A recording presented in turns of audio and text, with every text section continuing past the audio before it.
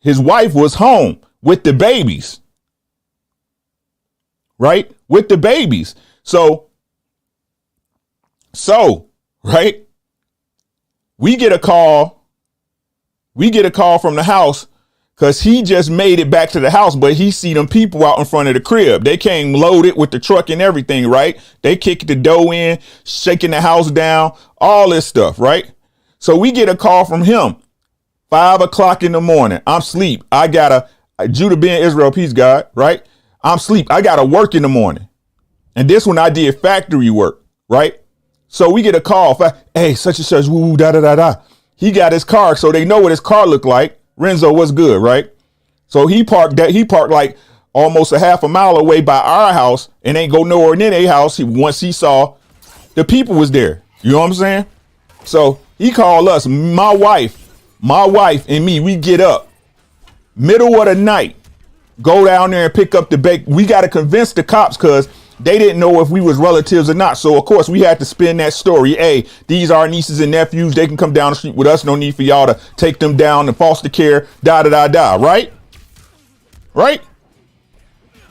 Right? Basement boxing talk. What's up, good? Dump the car. Quee, that's what I'm saying. So what we do, we go to my wife's mom.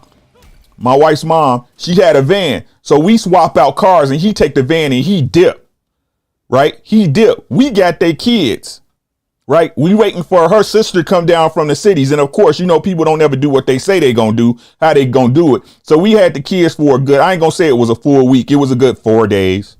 Right. But we cool people, though. We got you. You know what I'm saying? We make sure you get out of town so you don't get bad. Right.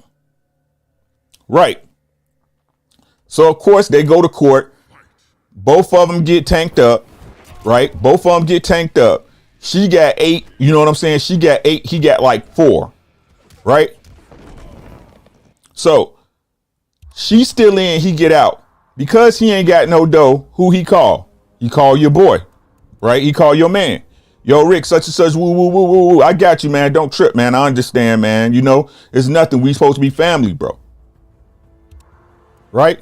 What's up, Ratchet? Right? We supposed to be family. So he end up getting a little place. He get the kids back. You know what I'm saying? But listen, quickly, this the shit, though. This the shit that killed me.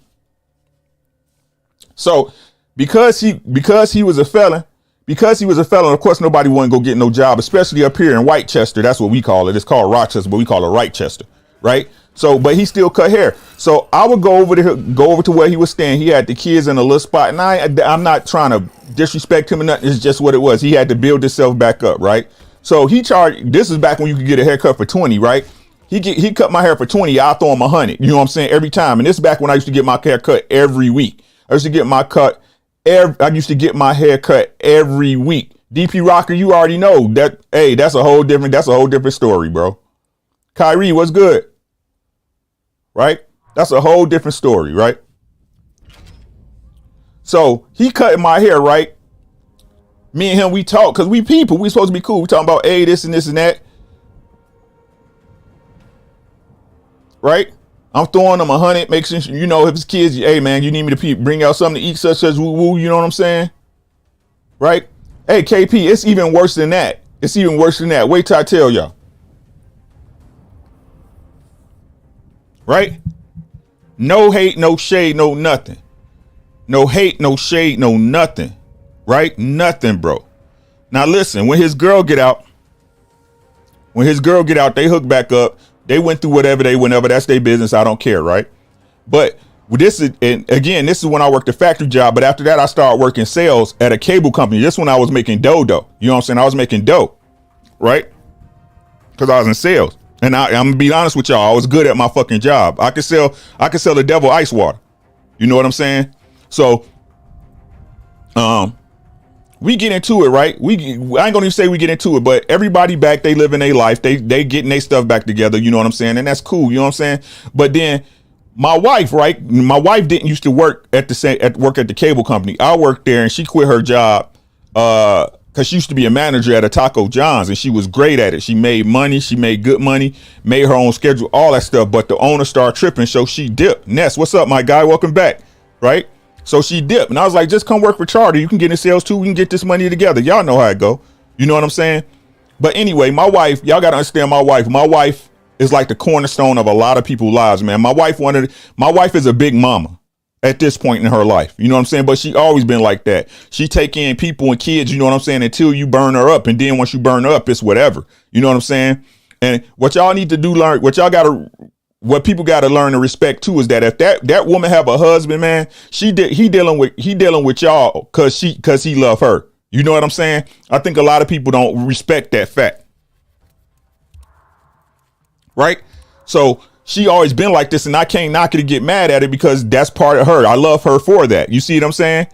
When we met, she was reaching out to me like on some cool stuff. You know what I'm saying? Y'all know me and my wife was friends before we started dating, right?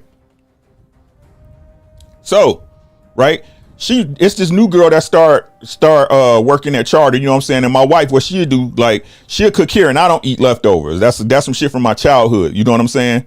I don't eat leftovers because when I was little, my mama would leave us at weeks at a time, and we had to eat the same thing week over week. You know what I'm saying? Beef stew,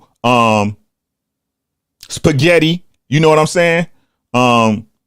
We had to eat that shit the whole week. You know what I'm saying? So my wife, when she cook here and she make a lot of food, she would take it to work and I say she feed the cats. You know what I'm saying? You know what happens when you feed a cat? They never leave. You know what I'm saying? That's why I call the people at her work cats, because once she feed them, they never leave. And you know, white people ain't never had no food with no seasoning. It's like gourmet to them and shit. You know what I'm saying? So she met this new girl. Of course, she's from Chicago, whatever. We didn't know her from Jack. You know what I'm saying? But I ain't gonna even say she get in with the girl, but the girl was looking at my wife funny or whatever, and my wife reached out to her like, hey, you know what I'm saying, I got this food, you want to eat? She fed her, and of course, because they females, that conversation sparked up. Y'all know how it go. Y'all picking up what I'm putting down? I just want to make sure y'all following me.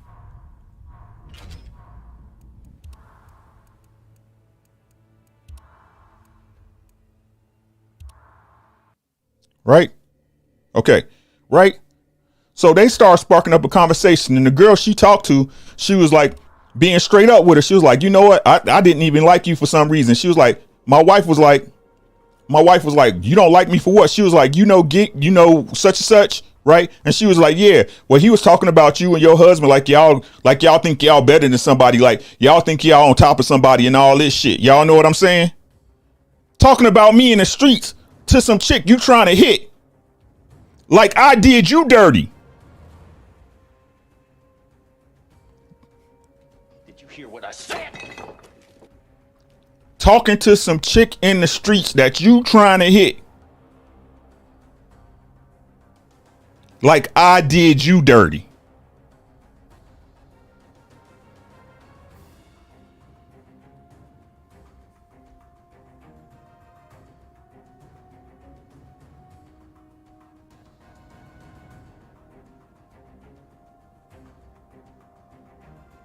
Oh, he this and that, they this and that, da da da da. Whoop de whoop.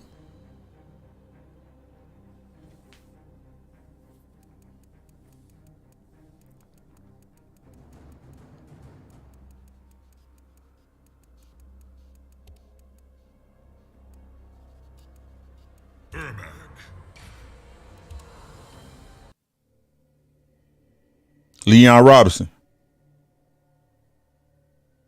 Right? Yeah, Ash, like he talking like I didn't even know who the girl was. I didn't even know who the lady was. I don't know her. So, with that being said, right? Now, my wife, right? She cool, like her and his wife didn't have stuff, you know what I'm saying, where it didn't came to some Jesus meetings, but they work it out. I understand. That's cool. That's your friend. I don't control my wife's friends. That's your friend. If I see something, I tell my wife. If she sees it, she'll come back and tell me, yeah, you was right, da da da da, right? If not, she'd be like, you know what, you was a little bit off, and I'm cool with that because ain't nobody perfect, right? Ain't nobody perfect, right? So it's working around because y'all got to remember, we roll in the same circle. You know what I'm saying? All of us was married, and all of us associate together. We'll go play spades. You know what I'm saying? We'll go out to drink, go out to eat. Y'all know how it go when y'all get, yeah, Tay Tay, right? Y'all, you know what I'm saying? It's kind of a couple thing. You know what I'm saying? Like, we hang together like that. We not tight, but we hang, we associate. You know what I'm saying? We ain't all up in each other's business, but we associate, right? So it just happened. It just happened. And again, this got out to my guy, my other guy, right? Hands Beecham, what's good, guy? Right? This got out to my other guy. Now, my other guy just cool in the fan. He kind of like me. He don't rock with nobody. He don't bother nobody. He stay to himself. You know what I'm saying? And we talk, and he come telling me, he come calling me like, Rick, such and such, woo woo. I'm like, what? So he telling other people, I ain't gonna say he telling other people too, but it got out. And that's even worse than telling somebody to me. You might as well just spread it yourself. You know what I'm saying? So it's whatever. I'm like, when I see him, it's popping. Right? When I see him, it's popping. I got something to say to the man, and we gonna do whatever it's gonna be. Right? So we over my guy's house, the one I was just talking about on the phone, right? We over him and his wife house kicking it. While we was there, I can't remember, right? But they roll up. I tell my guy, I'm like, bro, I'm telling you right now, I'm about to confront this nigga. I don't want to disrespect your house. You know what I'm saying? But I'm not going to sit here and not say what the fuck needs to be said. You know what I'm saying? So soon as he step in the house, I roll up on him. I'm like, what's really good? Right? What's good, nigga? You talking bad about me out in these streets? Oh, bruh. That's how you know it's over. When come on, bruh. Don't bruh me with that shit, bro. Right? The only reason I fuck with you is because my wife love your wife, nigga. If it wasn't for them, I wouldn't say shit to you, bro. You ain't never did shit for me that I ain't paid you for. As a matter of fact, I paid you over. I put food in your kid's mouth. You ever put some food in my kid's mouth, nigga? What it's gonna be? Tell me if I'm lying, because if I'm lying, let's go. If you say I'm lying, I'm gonna punch you in your face. Right? Say I'm lying. I dare you say I'm lying. Oh, come on, bro. It ain't all that. If it wasn't all that, why you sitting up there putting my names in the streets for a piece of pussy? His wife was right there. My wife was right there. My guy and his wife was right there.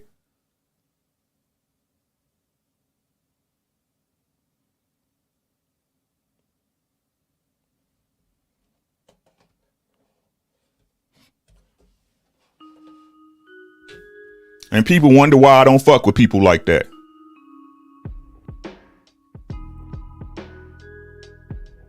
That's why I don't fuck with people like that. And I ain't talking about the way he is. I'm just talking about people in general. I appreciate you having me on. Just excited to talk about the situation and just talk about it in general. I'm in a good mood because, everyone's talking about me, and it's always great when people are talking about you. So, I'm happy today. What's up, man? Yeah, you got to keep the people talking. But we got to analyze what you said, man. I got to pull it up actually because I'm not gonna lie to you. I kind of just glimpsed at it. I didn't really fully read it, but now that you're live on the air, we can fully read it. All I seen was basically people hate Usyk and whatever based off the race. But now that you're live on the air, let's fully, understand what you're saying. Before you quickly say that, I just want to quickly mention, you got Crod in the chat calling me a racist. Well, Crod, you were on my channel a few months back. I actually have the video. I let you on my panel. You commented on many of my videos in the past, and now you're calling me a racist just to impress Art Man. Not really a good look on your end. So if you want me to pull up that stream, I could definitely send that to you as well, Art Man. Crod being on my channel, talking boxing. So, just wanted to put that out there. Well, that's his opinion. You're starting to get a lot of that these days, Max. A lot of people are just calling you, racist, and those are strong words to say. Of course, but that's usually the rebuttal when people hear something that they don't want to hear. They use race as an excuse, without even knowing me as a person or looking at really what I said. That's just the world we live in. None of these people have ever met me. None of these people will probably ever meet me. So going off of a few letters on Twitter calling me racist, it's a bad look.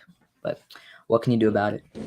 I wouldn't consider you racist, Max. You haven't did anything that I would consider racist. Appreciate it. Yeah, so let's talk about it. Hold on, I gotta send this link out to people. Hold on. Hey, can you hear a lot of background noise? It's minor. It's not you know, too loud. I can hear it, but it isn't much. Okay. Hold on, let me move my desk here. Give me a second. Crod. It's very unfortunate that you got to you know, pick and choose what I say about each fighter.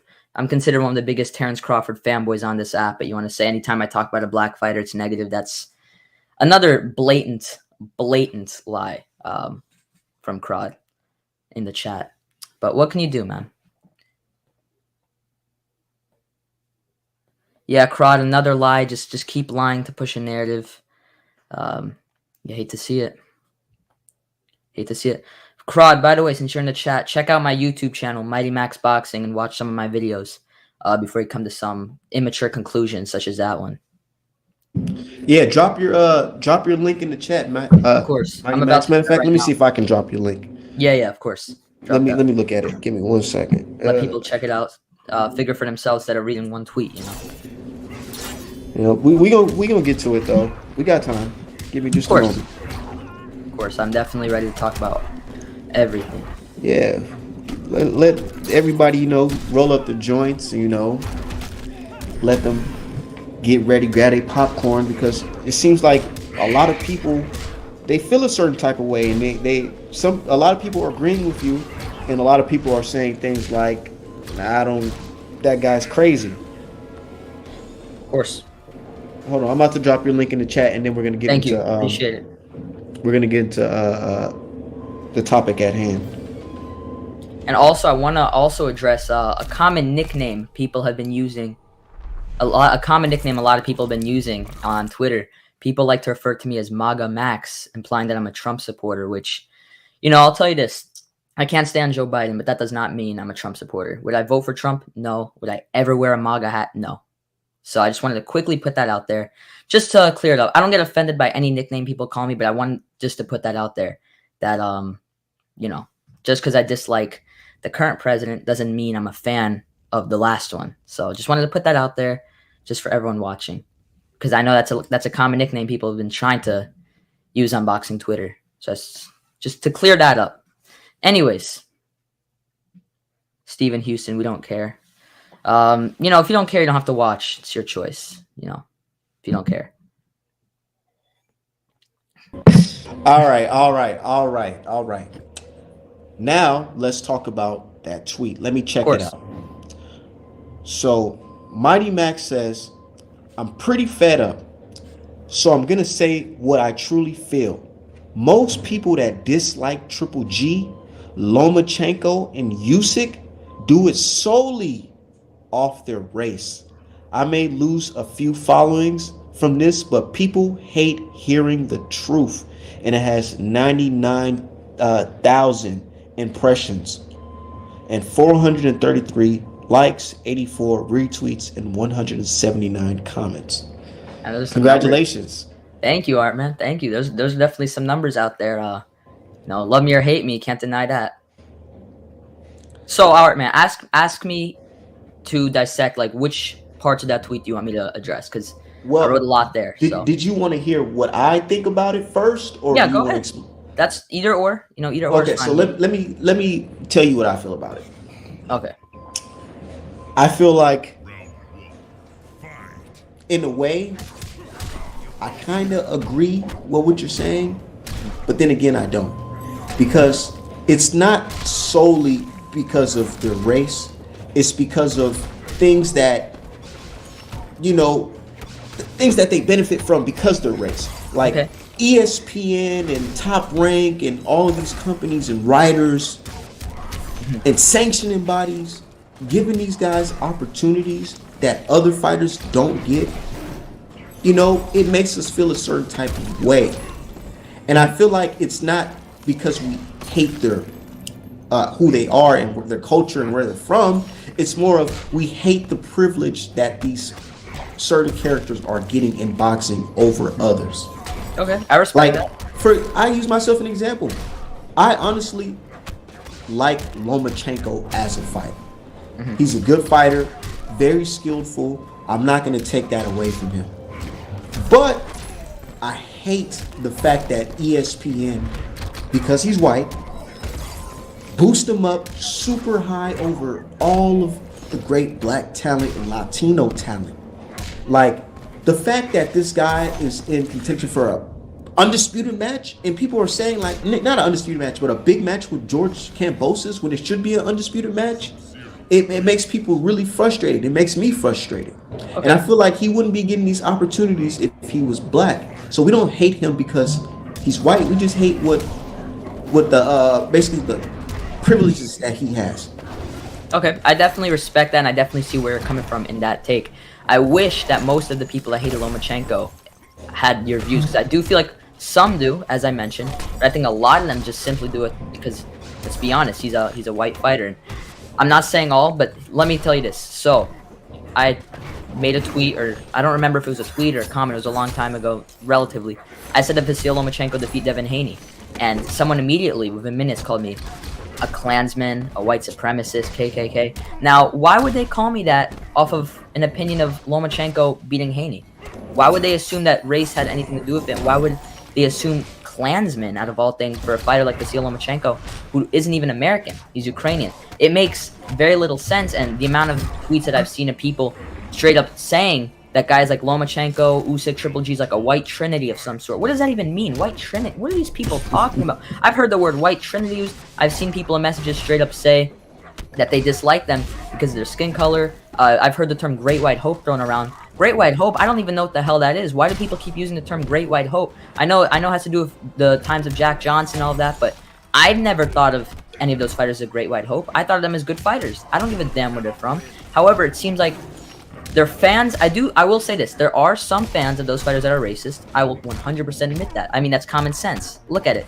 However, I think a lot of their haters hate them because of their race. And that's just honestly how I feel. And I've seen a lot of evidence on that, not just on Boxing Twitter, but on Boxing YouTube.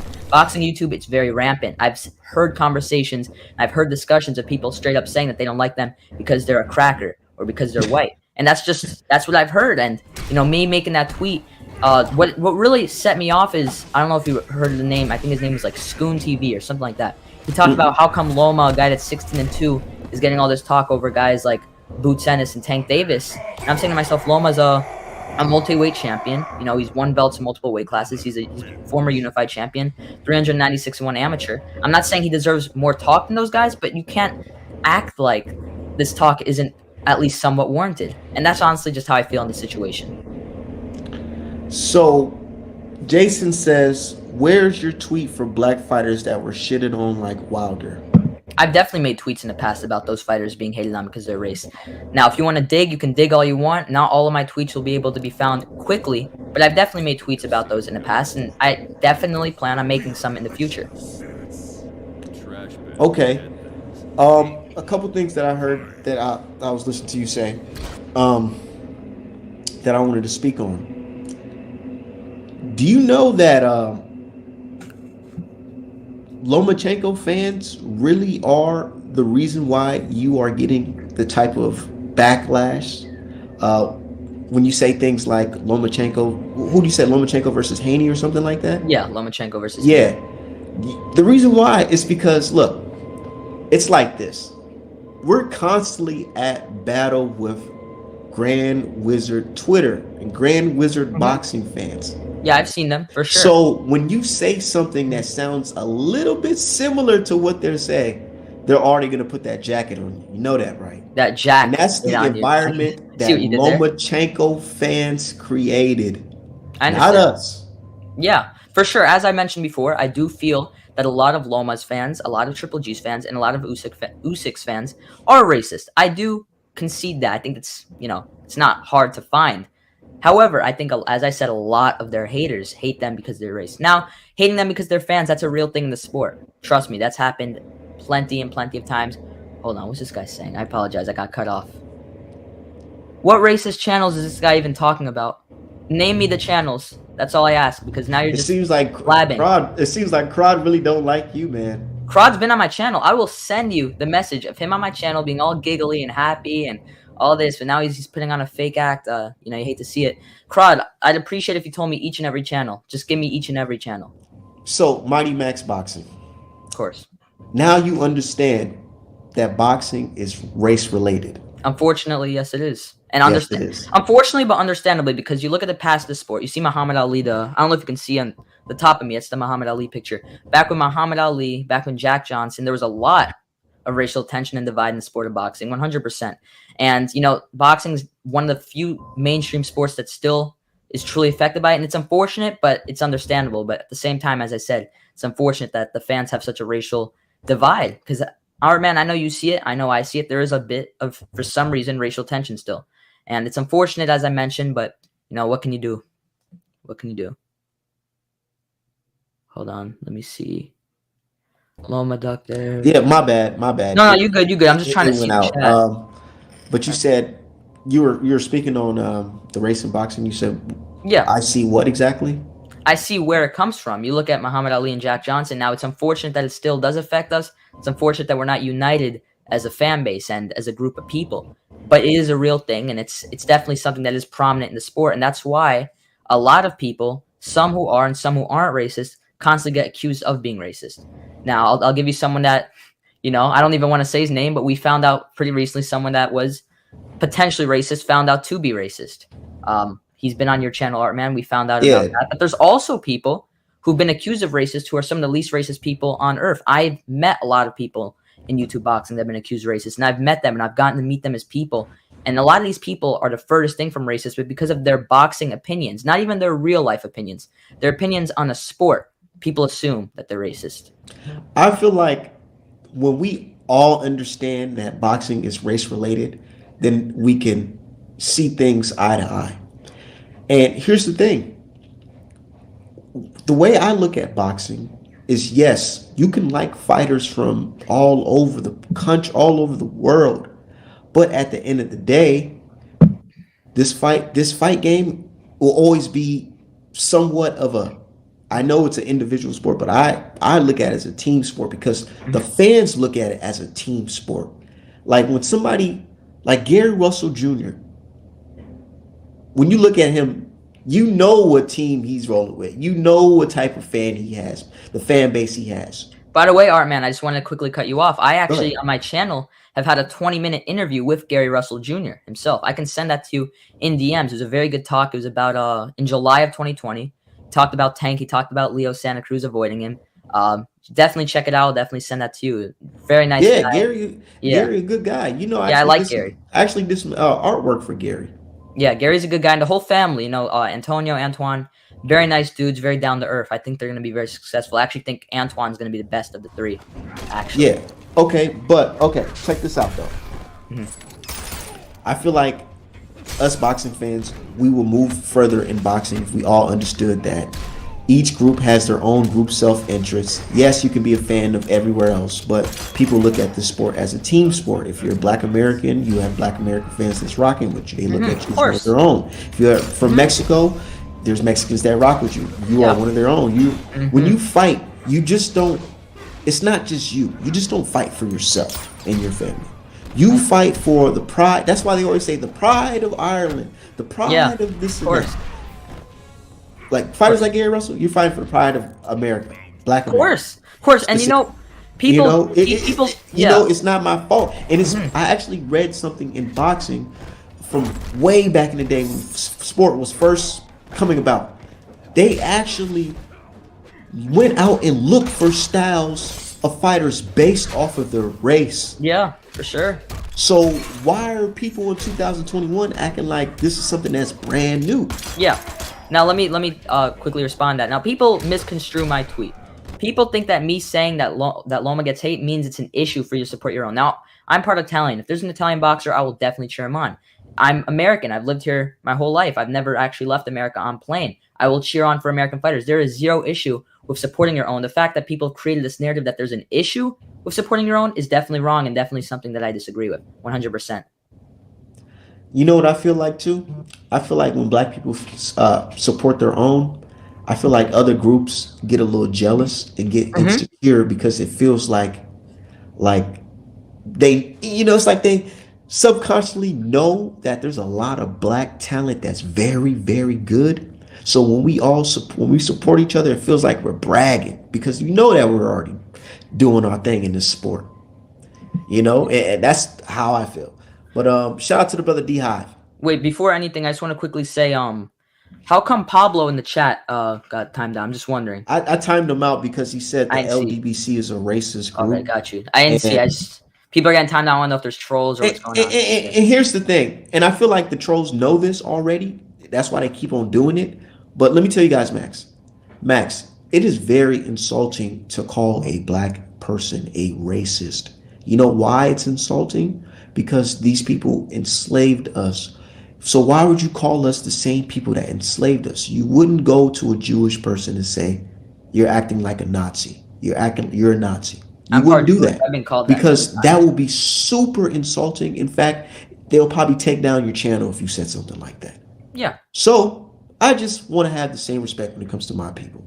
Don't call me a racist because that shit hurts. It really hurts because it's like you're saying I'm like the person who enslaved my grandparents. I'm like the person that raped and killed all my people. You know what I'm saying? Like, don't say that. That's terrible. And it hurts. And like I said, I told dude on Twitter, I said, man, you say some shit like that to my face, you might be asking Oscar Valdez, where can I go to get my jaw fixed? Simple as that. But shout out to the brother D Hive sitting in the back. What's going on, brother? How y'all doing?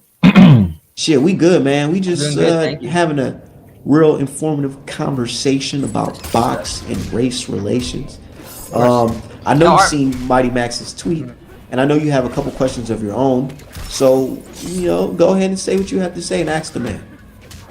Well, I mean, my biggest thing is I don't think that I understand what the tweet meant, but I don't think that the individuals that were named Triple G, Lomachenko, and Usyk, especially Usyk, I don't think that they get any individual. Oh, much appreciated, Aaron. I don't think that they get much individual hatred. Now, I think that the politics and what the media has done with their identities, I think that gets hatred, and I think people have a difficult time expressing them. Like even me, like people think that I personally hate some of the people that I talk about. Like I fucking met these people. I've never met Canelo Alvarez. I've never met Gennady Golovkin. I've never met Alexander Usyk, and I've never met Vasily Lomachenko. I've never met these people. I just don't like how, number one, media narratives are spent to advance their careers as well as the political favors they get. And also, I'm not talking about Usyk because Usyk has received neither much media attention until he went to heavyweight, and he hasn't received any political favors as far as I know. So I'm definitely not talking about Usyk when I'm factoring in that calculus.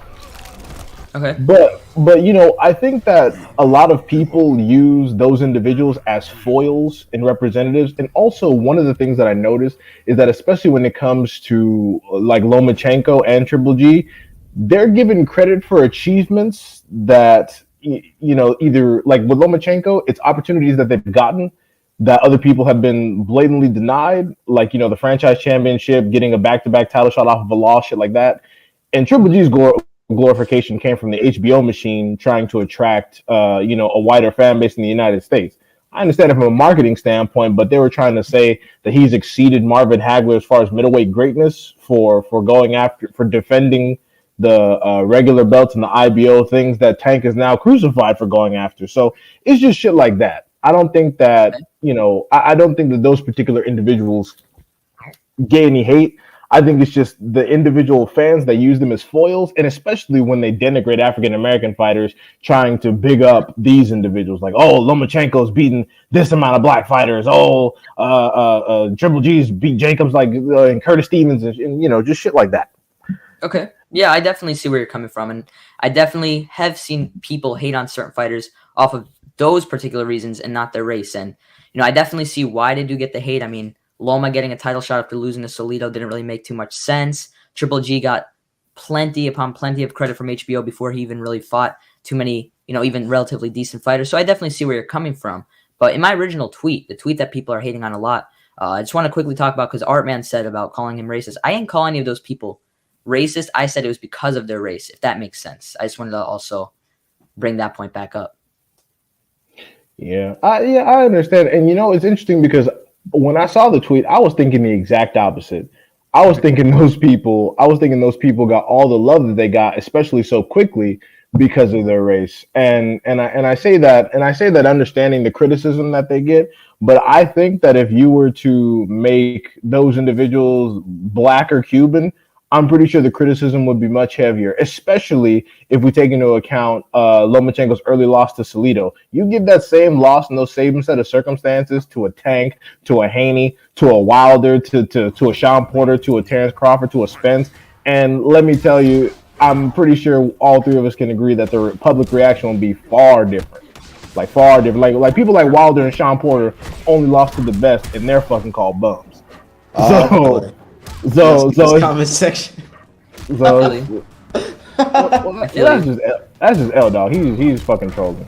I know, of course he's fucking trolling. Yeah, and, you know, a lot of people felt that way about the tweet though. We felt like you were saying something like that, Max. That I feel you. That we're just attacking these poor white folks. No, that's definitely not how I meant it. You know, I know that's not what you meant. But you know, we all know Triple G, Loma. Those guys aren't victims of the sport by any stretch of the imagination. I mean, the way it looked, though, kind of looked like you're saying that they're victims of of course not. Discrimination. I think it's more that a lot of the fans, their haters, I should say, is because of their race, but not the way they've been treated in the sport. I mean, obviously, Loma and Triple G have gotten some opportunities, not every fighter has gotten. I mean, you look at, can't think of the top of my head, but you know, there's a lot of fighters that have been very unlucky that are just as good. Look at Boots Ennis. I mean, Boots Ennis isn't getting any top guy. They're all, you know, no guy wants to fight Boots Ennis. I promise you that much. And, you know, he's definitely been unlucky when it comes to getting fights. Where Triple G's getting all these fights now, you know, Loma's getting damn near all these fights as well. I just think, as I said, the reason that a lot of people dislike them is off of their race.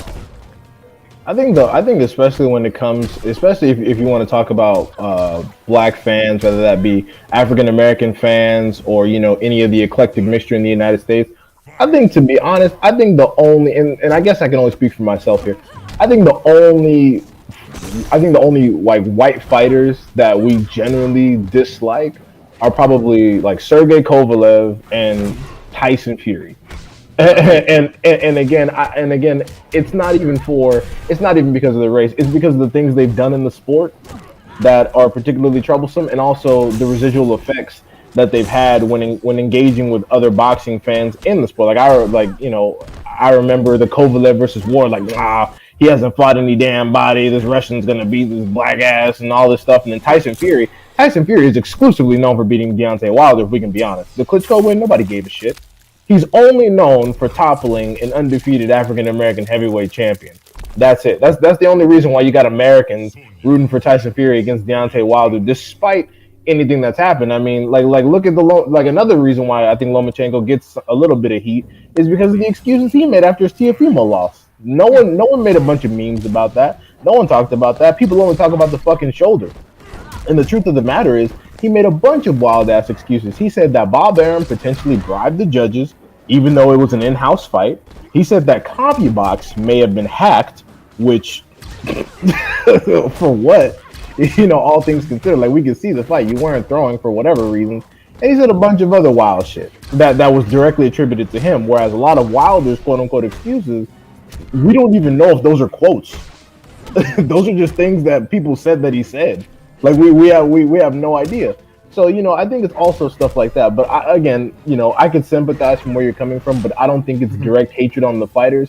I think it's individuals hating situations in discourse from fight fans, and they don't readily articulate that it's not personal. Like, I often go out of my way to articulate, it's not personal with Canelo. I've never met the motherfucker. I've never seen him in real life.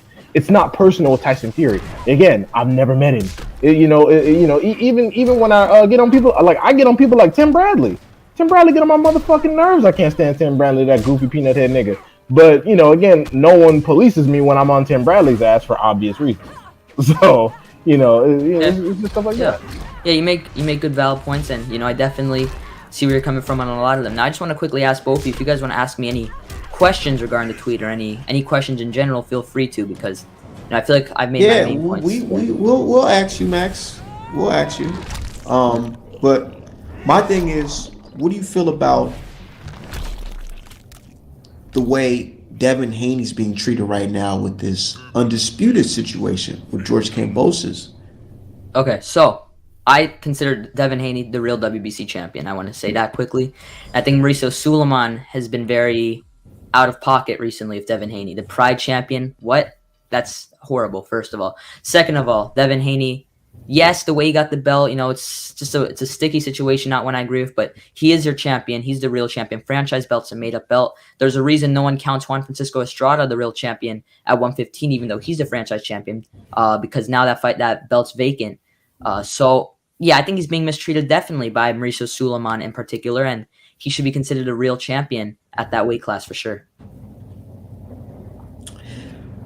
Yes. Do you feel like he should be the one that's getting the undisputed fight?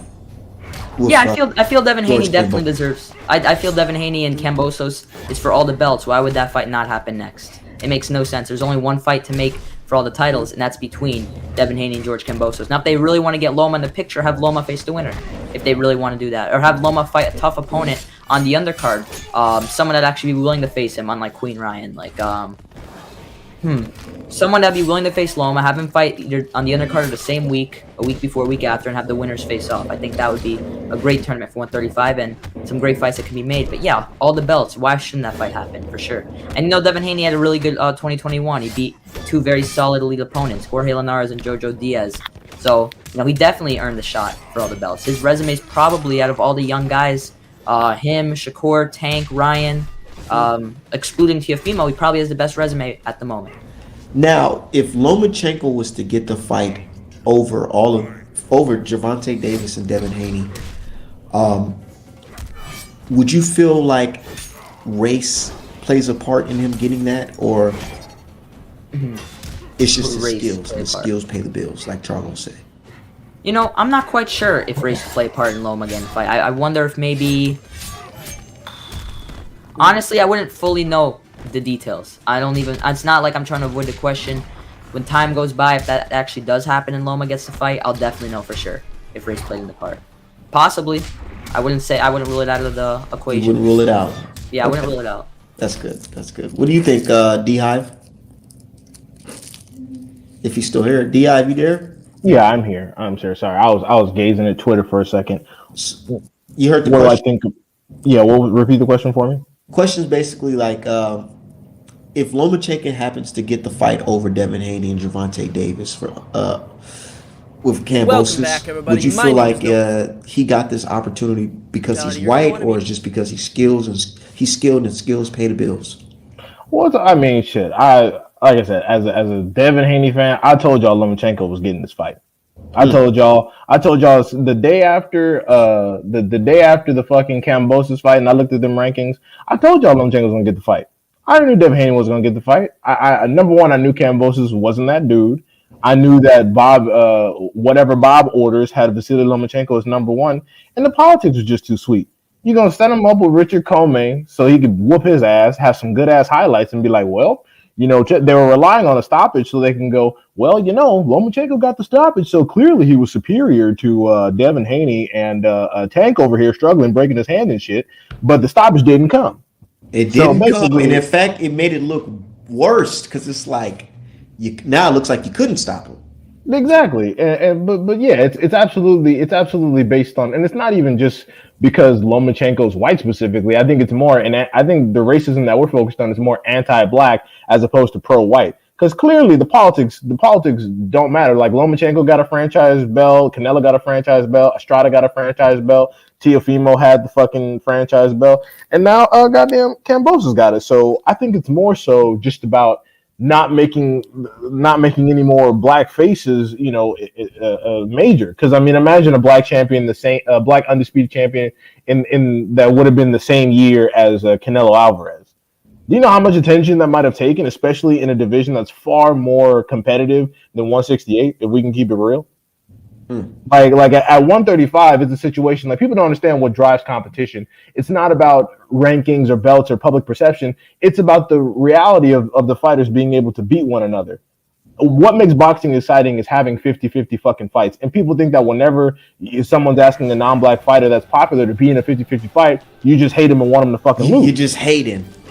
And they accuse us of being racist because we're saying things like that. Like, I didn't heard people say I was racist towards Mexicans because I said I want Canelo to fight fucking Charlo and Benavidez. Right. All we're asking for is to put Canelo in situations where we're not sure who the winner's going to be. Because after he fought Rocky Fielding, and then I looked at who was at 168, I knew he was going to run roughshod through that fucking division. I had no faith in anybody. I had zero. I mean, and I even said, even if Plant manages to fucking survive, he's not going to win on the cards, and everybody knows that. Yeah, I mean, 160 was like the weakest. 160, 175, the two weight classes Canelo could have attempted undisputed, and especially 175 would have been way tougher, but he picked a nice little safe space at 168. I mean, I'm not going to say it's nice and safe, but it's just we all knew that those weren't 50-50 going in. Nobody had sufficient power. Plant had sufficient speed, but you could only get away for so long. It only takes one punch with him, and we know his history. So that's why 130 divisions like 135 get more attention, because the truth, and especially 147, because the truth is there's a lot of 50-50 fucking fights. We're going into fights and we have no idea who the fuck is gonna win. I mean, 122 also. I love that weight class. That weight class I'm a big fan of for sure. Yeah, like motherfuckers say, oh, I know boxing, I know who's gonna win. Yeah, motherfuckers don't know who's gonna win. Like, they don't know what's gonna happen if you make Boots and Crawford right now. People say, oh, Crawford watched him. Yeah, okay. He hasn't watched him, I promise that much. It's definitely not an Amir Khan or Kell Brook. Yeah, fucking Twitter pundits, they often make guarantees. But yeah, no, that's one of the things that makes that exciting, and I definitely think that making sure that there was no supremacy, especially, a black person's face on that division, a more challenging division, I definitely think that plays a part into it, because the franchise championship is the only other time it was implemented to stop someone from fighting somebody is Sarung beside 115. They didn't want his ass to get Estrada before they did that fucking trilogy or whatever. Yeah. But for the most part, it didn't even exist until Jamal Charlo got into his position. So Marty Max, let me ask you a question. Mm-hmm. This is something that's real. It's not our conjecture. What do you feel about the NBF list? NBF list. What's NBF? The NBF list is a list that one of the was it Cameron Duncan? What's his name? Cameron Duncan? D-Hive? It was Cameron Duncan, I believe. Cameron Duncan, yeah. Former matchmaker. Cameron Duncan, he stated that the best boxing promoter in boxing told him when bringing up fighters, you don't match them against highly skilled black fighters.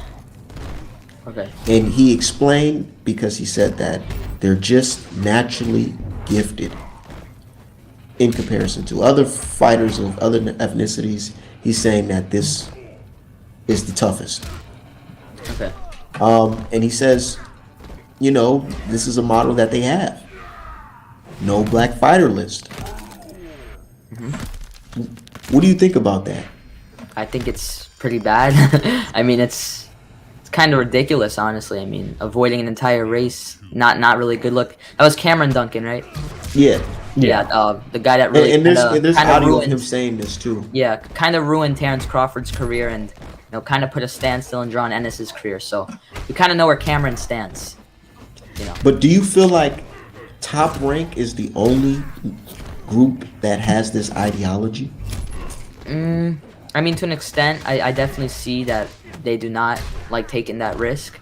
I'm not gonna say they completely, zero times ever do that, but I see where you're coming from. I mean, Bob Arum, how old is he? 85, 90? Bob Arum. I think it'd be a stretch to say he's not racist, because we could sense that, Bob. We could definitely see how he looks at groups. I mean, let's not sugarcoat it, the way he's treated Crawford and the things he said in the past. So, I really would not be surprised if Top Rank was, following that list to an extent. I'm definitely not a Top Rank defender, by the way. I know a lot of people that like none of us. I'm actually, I don't agree. Any broadcasters here. I'm not crazy about any of them, but the only one that I actually kind of enjoy watching is kind of The Zone to an extent, because I think they've given us some unique fights. But I don't really defend the networks like that. But when it comes to that idea of no black fighter list, I mean, what is that? It sounds crazy, right? But it's real. That's ridiculous for sure. For sure. Do you feel like boxing doesn't want another Floyd Mayweather? I think a lot of the fans don't want another Floyd Mayweather, but I think Floyd Mayweather generated so much money for the sport that they, in a way, are looking for another Floyd Mayweather at the same time. I think it's a double-edged sword.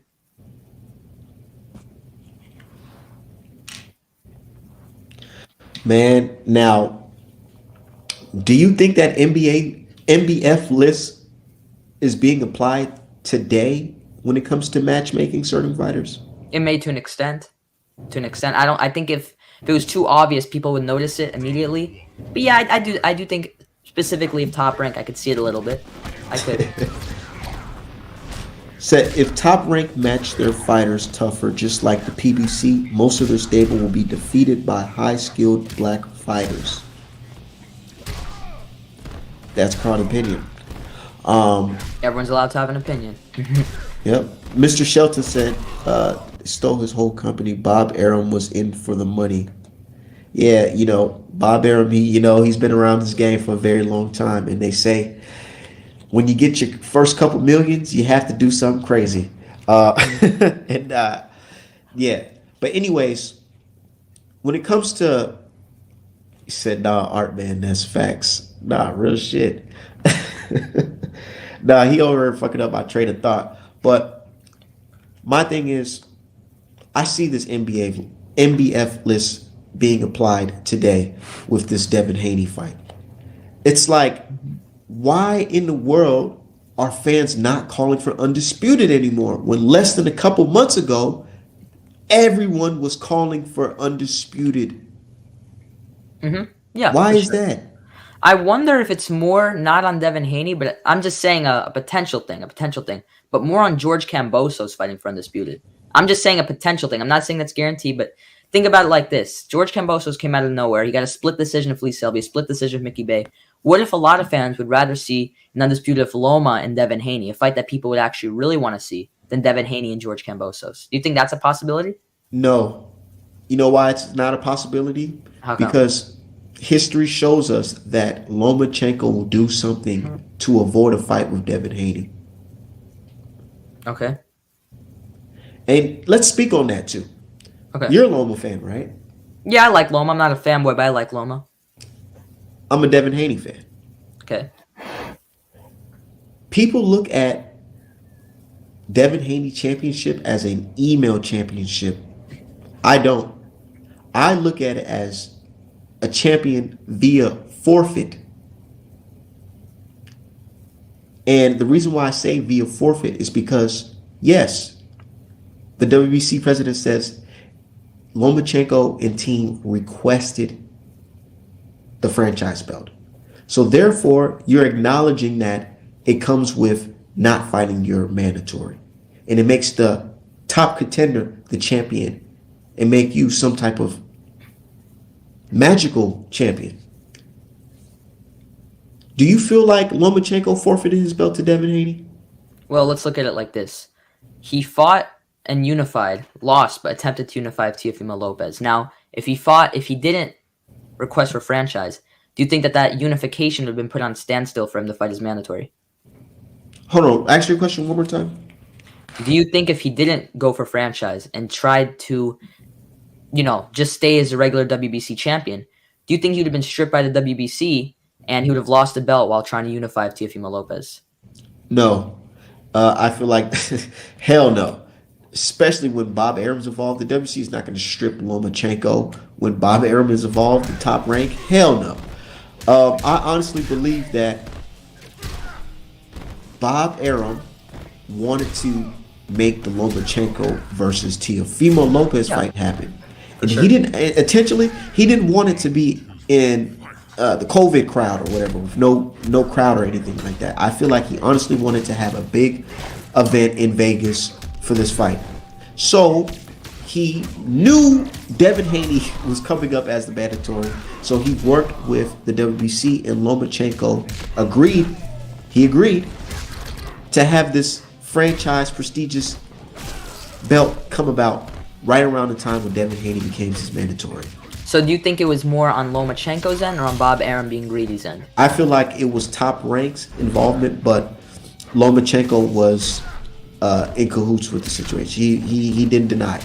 Now, do you think if Lomachenko beat Teofimo Lopez, in a perfect world, the 11th round, you know, the round he did good in, he caught Teo something crazy, put him away. Do you think he would have at least put a stronger effort into making that fight than someone like Teofimo Lopez did? No. You don't think so? They don't, man, Lomachenko or Teofimo Lopez, they do not want to fight Devin Haney. They don't have the confidence that the fans have. And let's be real, because I'm from a place where I understand that actions speak louder than words. And the actions show that he forfeited his belt to Devin Haney. Well, we're in interesting times at the 135 division. We're in interesting times. Like this franchise situation is a safety net. It's a safety net for fans to basically say that, hey, man, you know, he's not ducking. He's just this is just the organization. They're screwing things up. Well, Art, we're in a very interesting time at 135. Let's hope it plays out properly, and let's hope we get a undisputed champion that weight class soon. You know, that's all I want. Even if it's Devin, if it's George, if it's Loma, if somehow, you know, it's someone like Tank or Ryan, which Tank, you know, I think people are underestimating Tank's chances because I believe he may be ordered to fight George at 135 for the WBA belt, possibly. Unlikely, but possibly. So, you know, no matter who it is, let's just hope we get an undisputed champion. That's all I care about in the sport. Personally. That's what you care about, but do you see that the fans are switching that? I do see. I will say this, I do see at 135 for some bizarre reason, fans not being as eager or pushing as hard for an undisputed. It's not for some bizarre reason. Come on now, let's keep it real, Max. I mean, Max, you're from Florida. You live in Florida. Yes. Now, I'm not going to assume your politics because me having studied politics, I think I already know, but I'm not going to put that out there. But it's not for no reason. Let's keep it 100 now, because media has been using people like Triple G, Lomachenko, Usyk, and even to a lesser extent Stanionis and Butayev, Madrimov even, to disrupt the flow of things, getting certain people out of position and pushing a new narrative. Now, don't get me wrong. As a black person, if I see a black fighter get his ass whooped, I'm not gonna say he didn't get his ass whooped, especially if the circumstances, all things being equal, are fair. Like I didn't shit on myself when Kelly Pavlik whooped Jermaine Taylor's ass back to back both times. I didn't shit on myself when Joe Smith Jr. Knocked out Bernard Hopkins. So I clearly don't have any issues in that respect. But when we're going along and it's like for example, the Paulie Malignaggi narratives, Eastern European fighters are just so superior. These black fighters falling off. And then you got a bunch of people talking about, the era of black boxing is dead, da-da-da-da-da. But I'd be cool with that if the politics also in the media didn't coincide to try to push that narrative along. It's not organic. Certain people are being put out of the woodwork. And like I always say, people talk about Top Rank, DAZN, whatever. What I say is, if you truly have the best fighters, then you don't need the best matchmakers. Because if you have all the fighters that whoop everyone's asses, what you study in matchmaking for? Just make the fucking fights happen. Just make the fucking fight. Yeah, for sure. Yeah, I definitely do think that there are people out there that say, I don't want to see a black fighter fight for undisputed, or a black fighter is an undisputed champion. I think it's common sense. Racism does exist in this world. It does exist in the sport, and you would have to be ignorant not to see it.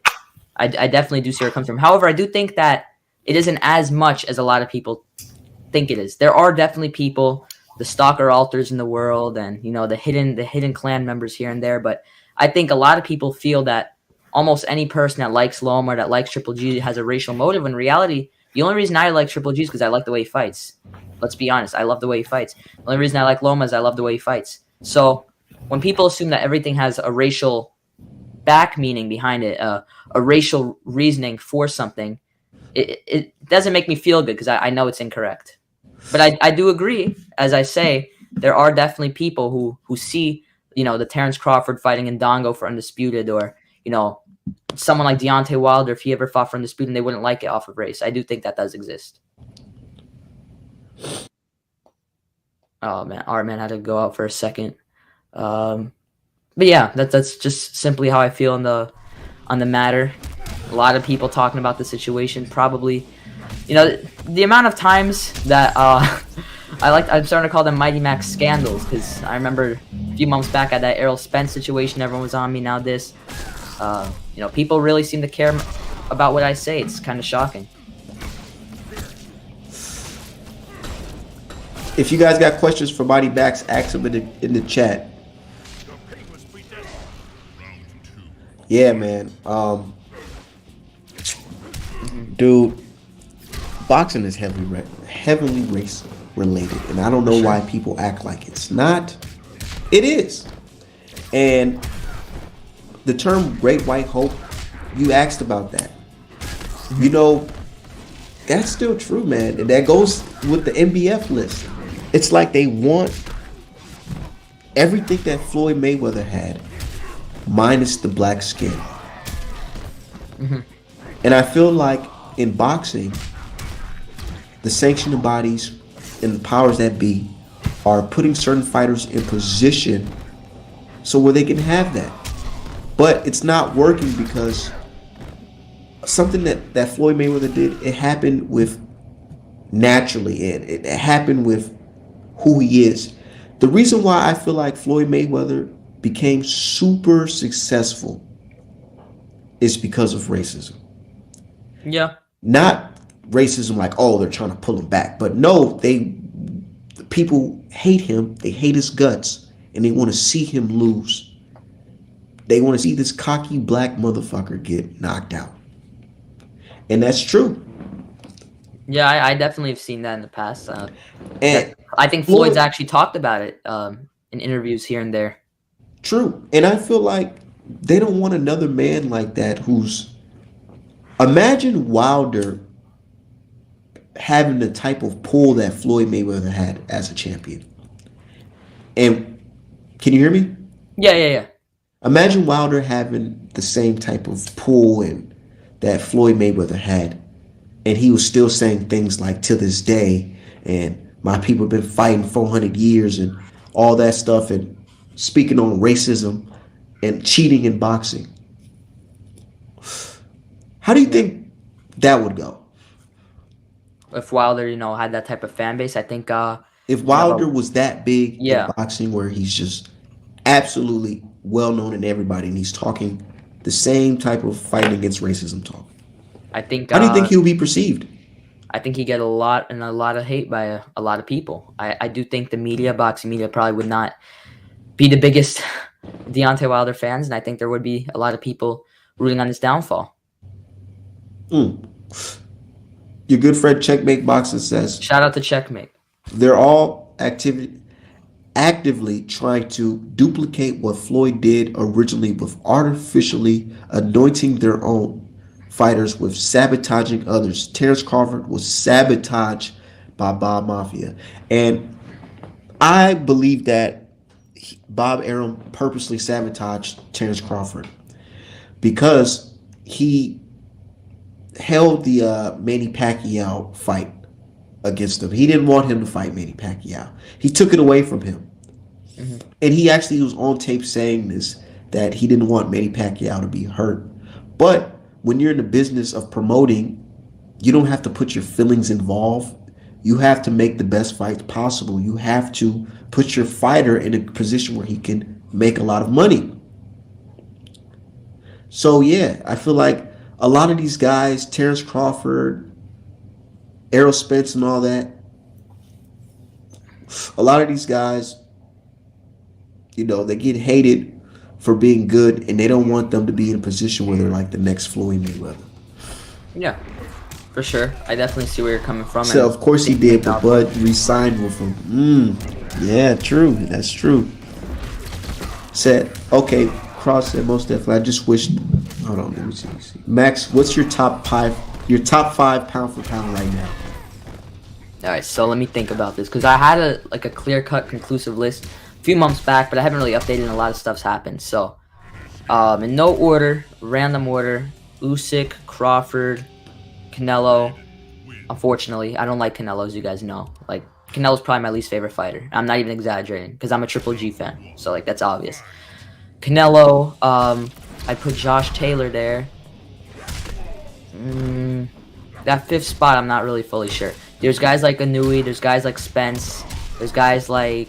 Tank, there's guys like Spence, there's guys like Gary Russell Jr., there's guys... I'd want to put Gary Russell on there, but he's been way too inactive. I think if Gary Russell There's guys like Jermell Charlo. Jermell. I was actually going to have Jermell Charlo probably top 5 if he got that last Castagna win. I think if he beats Castagna in the rematch, he's definitely going to be Either top 5 or just under that, somewhere in that range. Except Wilder and Mayweather are two different personalities, both hated. Gee, I wonder why. I think we all know why. My dude Ghost said Josh Taylor, but no Spence. Fuck your list. When Spence goes undisputed, That's his list, he'll be on my man. list.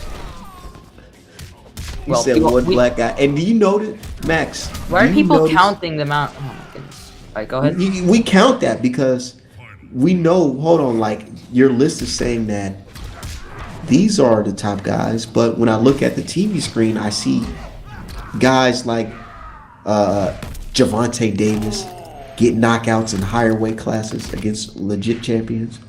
And I'll tell you this: my pound for pound list is off of what you've I done see off of guys resume. Now like I think Devin the best Haney. fighters in boxing is a different discussion off of talent. Off of talent. Do you feel like a lot of fighters get opportunities that some fighters don't? Yeah, for sure. Obviously, I mean that's common sense. I mean Loma getting a title shot after losing his second fight. Boots Ennis not getting any big name at the moment. Of course, I mean that's obvious. Why do you rate Lomachenko so high? Well, he's not on my top Before the 5 fight. pound for pound list. You said what?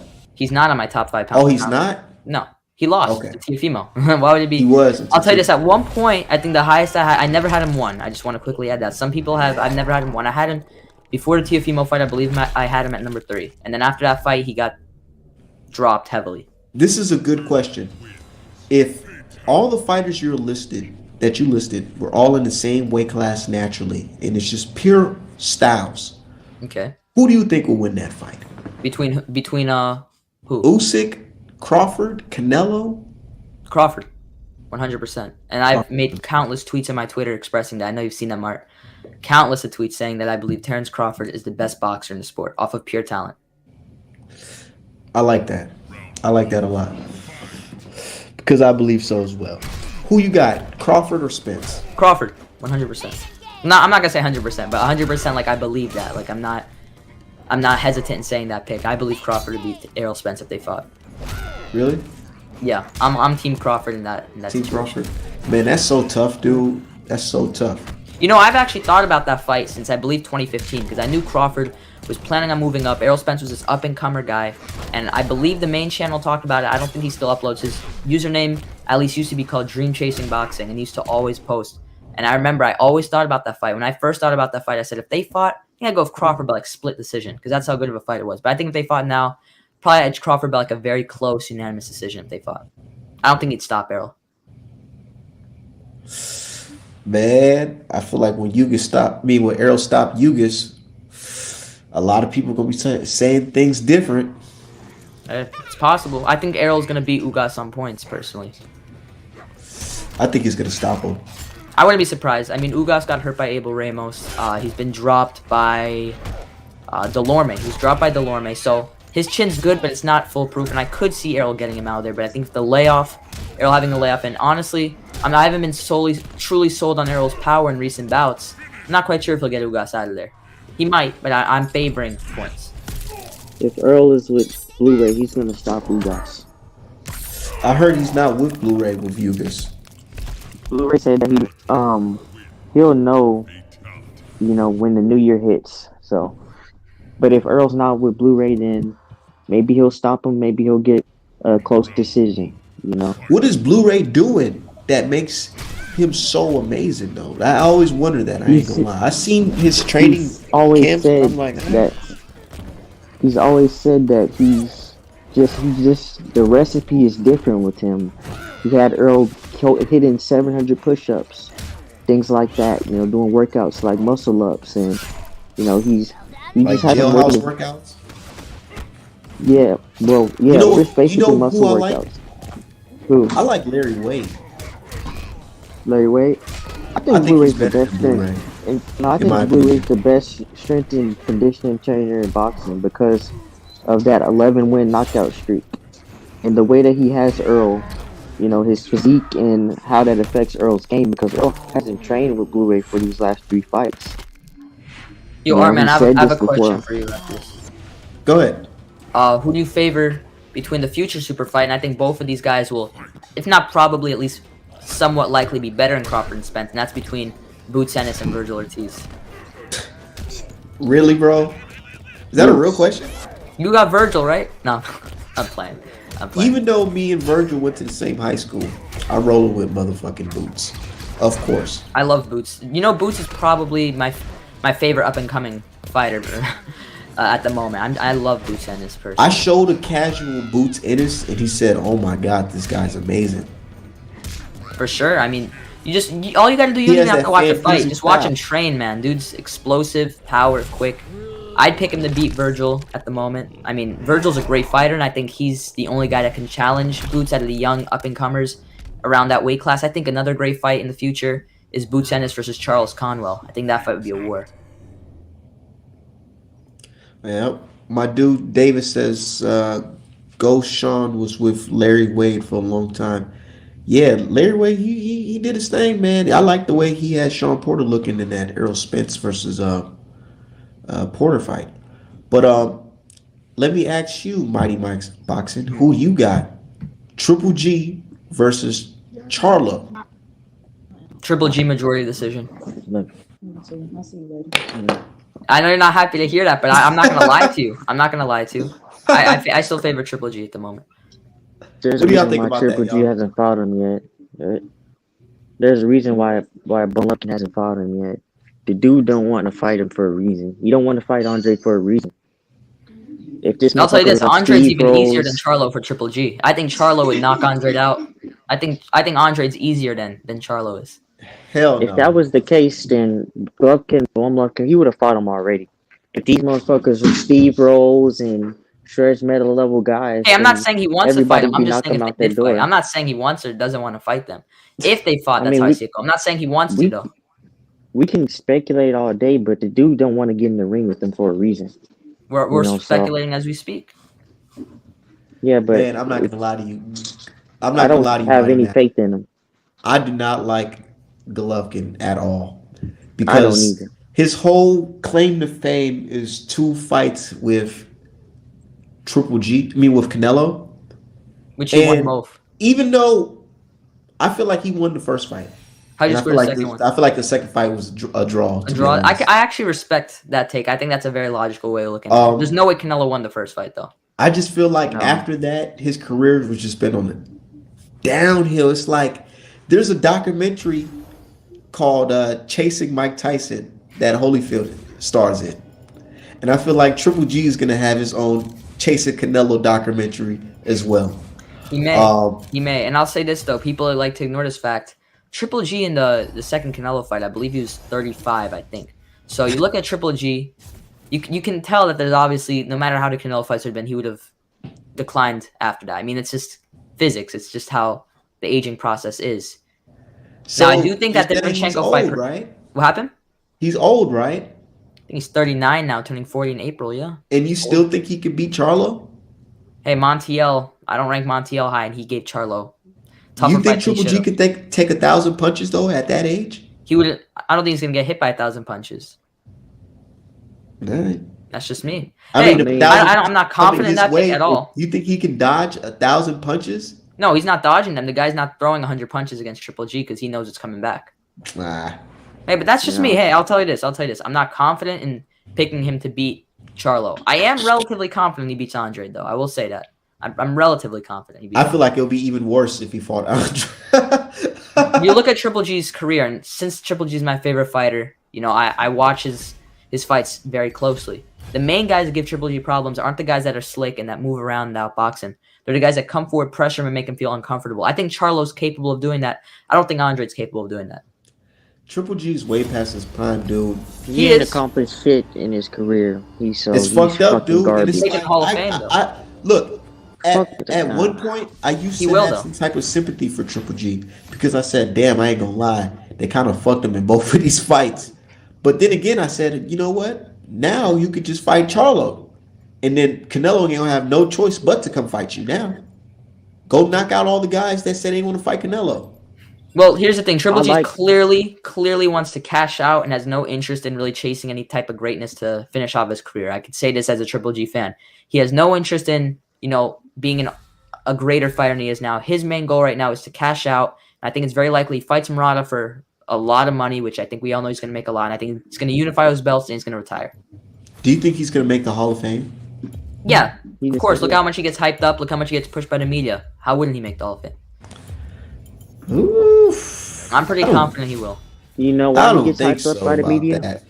Do you think he'll go down as better than Roy Jones Jr.? No, Because that's what no. ESPN said. No way. I think Roy Jones That's is the actually the most HBO type talented. I think off of pure talent, Roy Jones is probably the greatest fighter to ever live. And I've said that on my Twitter as well. I think Roy Jones, all-time great fighter. I think Triple G off of talent was a phenomenal fighter. I don't think he was as good as Roy, but I think off of pure talent, he was definitely one of the, probably the greatest middleweight in the last 15 to 20 years. Look at the middleweight division itself in the last 15, 20 years. Who really would compete with him? Sergio Martinez, I mean, Triple G, we know, would have beaten Sergio. So they put Triple G on the hold list up, before. hold up, Yeah, Art. they put. Let me ask. He let me said ask you, Matt. ESPN did not say that. They said he was a better middleweight, which he was. No, the fuck he wasn't, dude. Stop Who playing, said man. that? Who said that? You know who said that shit. Man, come on, Hakeem. Stop it, man. Jesus. Every time I come over here, man, you like to do this shit, don't you? Come on, man. He was not, and you know it. And I don't know if y'all asked this, but Max, why do you think people don't like Triple G and Loma? Based on Alright, man, your we talked about this for 20 to 30 minutes. Was I here for the first 20 minutes? It's okay though. It's okay. I know you weren't here, so it's just funny because I gotta go again. So He really, said, the reason yeah, I think a lot of Sylvester people, Stallone and Arturo Gotti's in the Hall of Fame. Who cares? Yeah, that's true. Who really gives a fuck? yeah, Triple G's gonna make the Hall of Fame even if he doesn't really deserve it. I think off of talent, he's a phenomenal fighter and definitely could have made it. But off of resume, let's be honest, off of pure resume, not accomplishments like title defenses or the amount of knockouts he's gotten in a row or being one of the most avoided fighters in recent years in his prime. Off of pure resume, yeah, he probably shouldn't. But I'm gonna pretend he should because I'm a Triple G fan. I mean, that's what we do when we support our guys. True. Mm. What about Loma? Why do you think people don't like Loma? I think a lot of people dislike Loma. I think because, well, Hey, I Midwest funny. I'm sorry for cutting you off, but Midwest is funny as hell. He said the real question is, will Broner make it? Nigga, of course he would. Yeah, of course. Division What you I love talking about, AB. man? The youngest. I would like champion, I would like for AB to make. AB actually lives really close to me. Like I'm not even exaggerating. He actually I used to go to a gym and I heard that sometimes he would go there like on Saturdays and stuff. So AB currently, because he has a house here in Florida. If you don't know, he lives very he's close always to me. training in Florida. Yeah, he trained with my friend Xander Zayas, the prospect on the top rank card, and they were getting some good work in. So, I would love to see AB somehow, get a career revival and make it to the Hall of Fame, but they're not going to put him in. That's just my opinion. I'd like to see it, but no. Hey, somebody said that Errol Spence said his fight versus Ugas is on regular TV. I don't think it is. If it is, that'd be great. But Nah, I think he was talking about. I seen that, and I think he was talking about Frank He was Martin. talking about Frank Martin's fight. It's gonna be on regular TV. I hope so, because I heard about that tweet and I was like, if they fuck around and put Spence Ugas on regular TV, man, that's some major disrespect considering the pay-per-views they've been having. yeah, they got you know how many Martin's Spence pay-per-view. versus Ugas on You know regular how many TV? people are excited to see fucking Spence back? I mean, some Against niggas the talking top about guy? boycotting. They talking about But you know boycotting. who them motherfuckers are. Them motherfuckers is Bud Dick Riders, fanatics, fucking losers, bro. Like this is it's pathetic, bro. That shit is absolutely pathetic. Shit, You got this Like, man EJ. EJ support Bud. He don't disrespect Bud. But you got Bud Dick Riders. They disrespect EJ on a daily basis. They try to stream his fights. They do all this talking. That's not. Hey, let's gonna not happen. pretend it's a one-way street, though. I know a lot. I think it's pretty apparent. A lot of Errol Spence fans trash Crawford on the daily as well. So I think it's both fan bases trash each other. Let's not pretend it's just. Oh no, that's Crawford. not. That's not. The But we bought I'm Bud's not gonna fights, say though. that, but I bought the Bud's motherfucking fight, so yeah. I bought his fight. Yeah, that's a different discussion if you're gonna buy their fights or not. But I think the basic concept that both fan bases hate on the other fan's fighter, is apparent. I see Crawford fans hating on Spence like crazy, and I see Spence fans hating on Crawford like crazy. There's also One the thing Bud that I never try to symbolism. do. Oh, One thing I never try to do is take it personal. These dudes have lives outside the sport. A lot of the dudes that I don't like In boxing, it's because of boxing. It's not anything. I don't have nothing against Triple G personally, against Loma personally. Against Canelo, I don't have nothing against those dudes personally. It's all Yeah. boxing. A lot of Kind of these dudes embarrassing if take it. yeah. Yeah. It's kind of With embarrassing Earl if you care. If Spence, you care. Yeah, for sure. it's with I Earl agree. Spence. It's a completely personal. A lot of these dudes, man, Hold on. they suckers. They move like suckers, man. It's pathetic. But go ahead, D. I feel like there's a lot of Bud fans that look at Errol Spence as the dude that used to be in school getting all the bitches. And, you know what I'm saying? And that wasn't them. They was too busy being all grimy and dirty, fighting niggas and shit. And all Wait, that. Art Man, I apologize for cutting And you off. Errol but, Spence was that nigga just shining, and they don't like that type of stuff. It's like they feel like he's some type of pretty boy or something. Art Man, I apologize for cutting you off, but straight combo basically implying I'm a racist because he's guessing what my all-time great list would be. This guy clearly hasn't listened to the stream at all. I mean, this guy's a complete idiot, a complete moron. He says Tyson Fury, Vladimir Klitschko, Rocky Marciano, Jack Dempsey. Not a single one of those guys was even close to my mind. As a moron. Hey, he got you fucked up, Max. But let's be real. That is a lot of people's favorite fighters, man. Nah, bro, it's Harry Not Graham. mine. Harry Graham Not is the mine. fucking goat, bro. I think Rocky Marciano is critically overrated. I can't. It's like very overrated. Jack Dempsey, I barely know much about him. Barely. Even though I know that was Mike Tyson's favorite fighter, straight convo. So I want to tell you that. Bet you didn't know that. Tyson Fury, I've never really been a Tyson Fury fan. I thought he'd beat Wilder, which I was right, but I never liked him. I was never like, oh, go Tyson Fury. It's like, who likes Tyson Fury? Tyson Fury and Marciano got a lot in common. Yeah, to an extent. A lot of their fights were fixed by the mob. Now, Vladimir Klitschko, I Yeah. like Vladimir Klitschko, but that's because I'm part Ukrainian. But I'm not like a fanboy of Vladimir Klitschko. I like Klitschko too. I think I'm one of the only people. I think I'm one of the only people I know that didn't think the Klitschko era was complete garbage. Like, people make fun of me. They're like, nigga, you don't know boxing. I'm like, I honestly enjoyed some of it. I ain't gonna lie, I was not watching that shit at all. Well, it's unfortunate. Even though they have much competition, I wish the Klitschko brothers were in this era, especially Vitaly. I think Vitaly was the more interesting of the two. Unfortunately, they're both in a pretty weak era. I mean, they had some decent fighters. Like some decent fighters actually had some success in this era, such as Alexander Povetkin and Chisora and Pulev and David Hay. But for the most part, it was no one that truly challenged them, like AJ or Deontay Wilder or Tyson Fury or an Usyk. Do you feel like Wilder brought the heavyweight division back?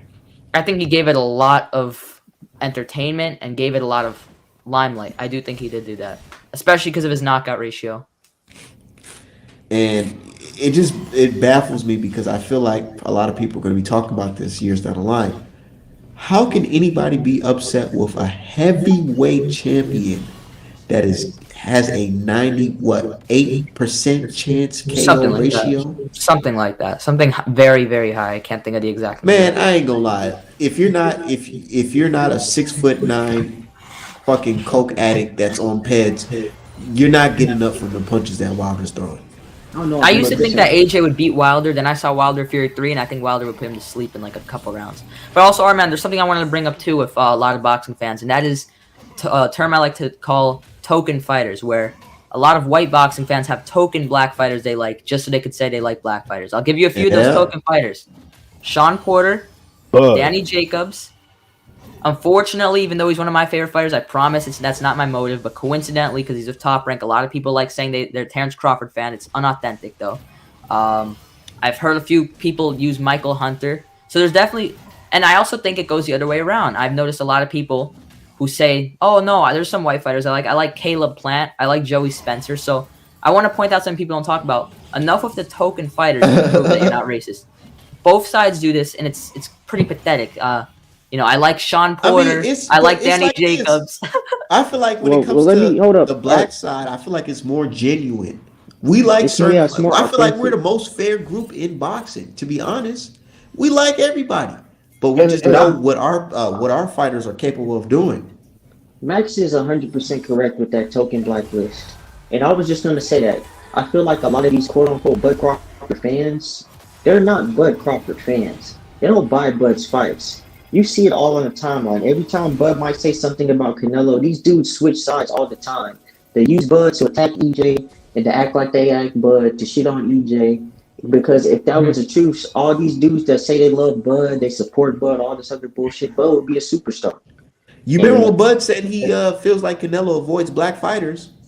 Wait, Artman, can I just say something? I hope you guys realize that I'm not a token Crawford fan. I've been a fan of Crawford since the nobody's talking about you next. No, I know. I just want to let the people watching know that I'm a genuine Terrence Crawford fan. I think Artman, he's seen my tweets. No fake fan supports Crawford the way I do. I just wanted to let the people watching know that.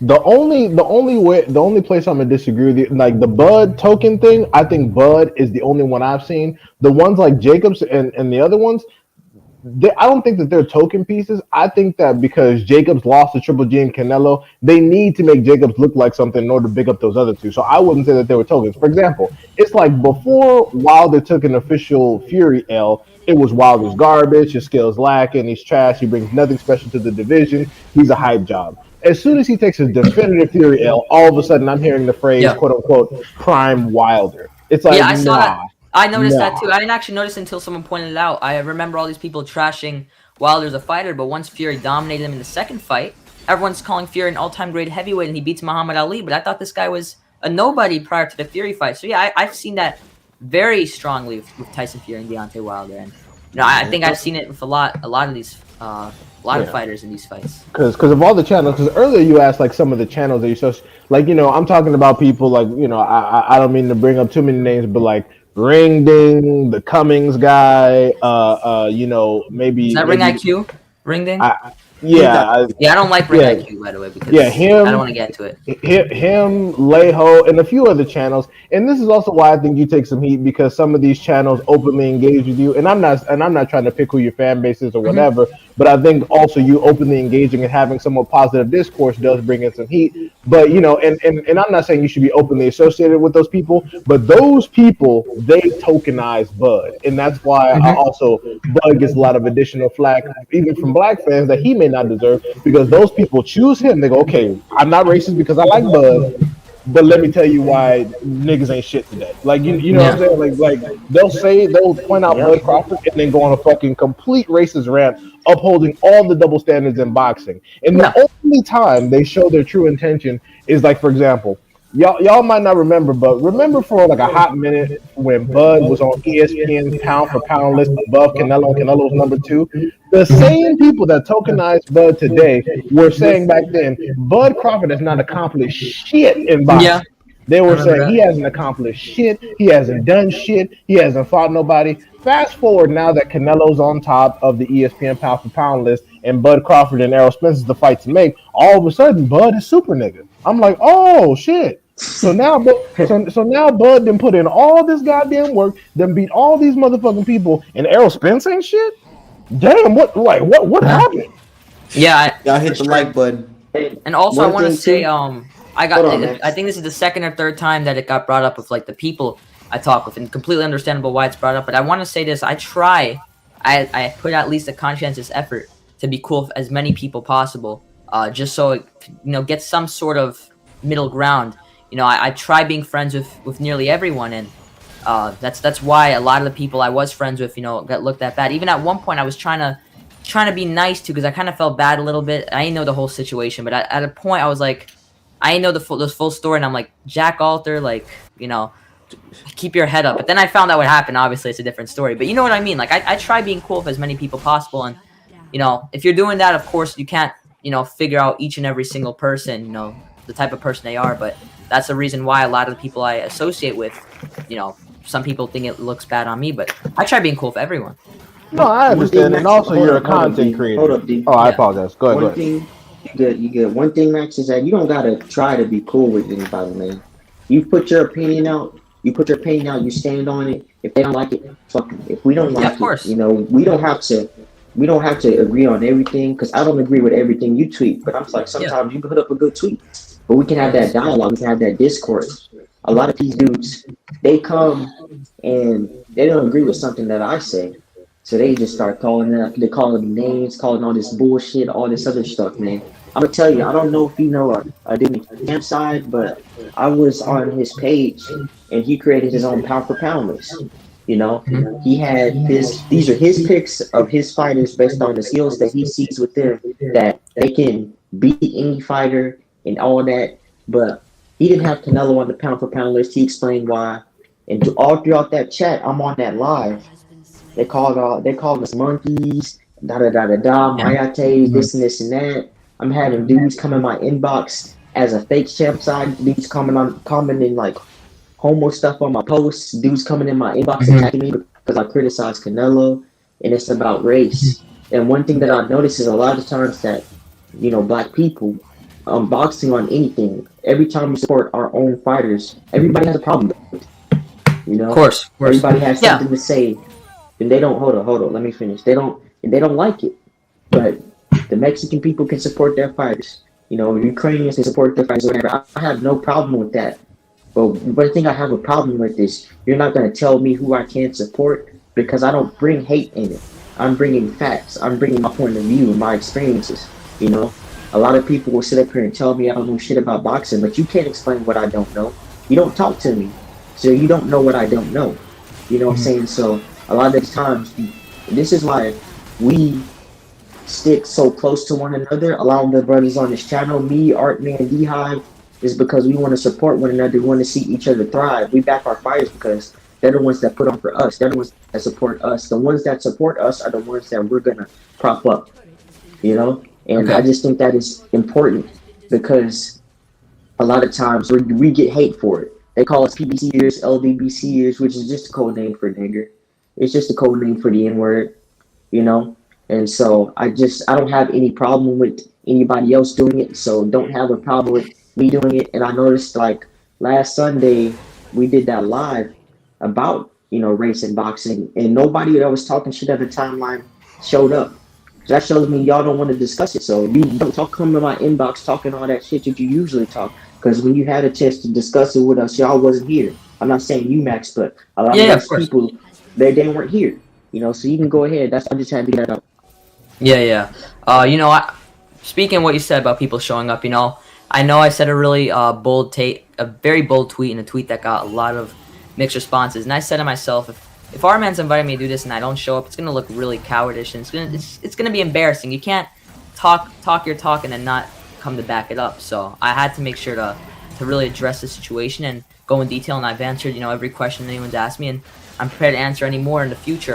There's also another thing I wanted to say, but I can't remember the top of my head. There's something I was trying to allude to. So another thing is, you know, you told me how they were like making fun of you and all that off your list and insulting you and all these slurs. You know, it's unfortunate because I also have to deal with that as well.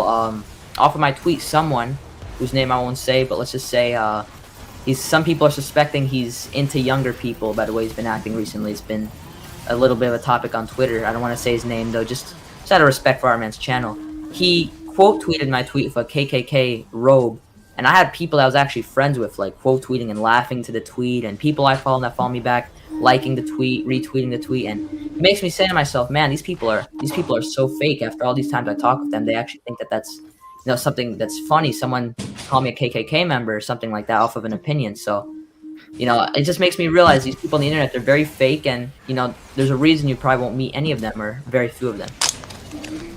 Yeah, and also I think a part of it is shock value too. Like, you know, a lot of the time I find myself like when people are talking about you on Twitter, I'm like, you have to understand that he creates content too, and you know, it's just like Artman follows some people that aren't the best. They're sort of disingenuous and they're not the greatest people. But it's also not only to create a mutual discourse, but it's brand awareness, it's brand creation, etc., etc. So, you know, there's also some of that. And I understand that you have a base, whether you were targeting that base or not. It is what it is. You know, that's not the point. Those people are there, and those people, you know, help you actualize whatever your media goals are. So, you know, I also tell them, like, keep that in mind. Like, I know certain pages on there that are funny that I follow. They post certain shit simply for the shock value of it. Like, they'll post an outlandish pound for pound list. They'll post like outlandish metrics of weighing different fighters against each other. So I'm not saying that you didn't believe this take. I'm just saying that also, you know, it's one of those all publicity is good publicity type of things. As long as it's not extremist, like you said, someone might have been into some younger people. As long as it's not no shit like that, then you know it all works to create discourse. And to be honest, I think if you didn't show up, I'm pretty sure that your people would defend you in some way. I'm pretty sure they'd be like, yeah. I'm pretty sure they'd be like, yeah, fuck Art Man. He's a fucking Wilder fan, and fuck them, and D-Hive sucks. Like, I only started being more active on my Twitter because Instagram was being fucking annoying. Mm-hmm. And motherfuckers be coming at my ass like I'm some damn body. I'm like, I don't create any content, bro.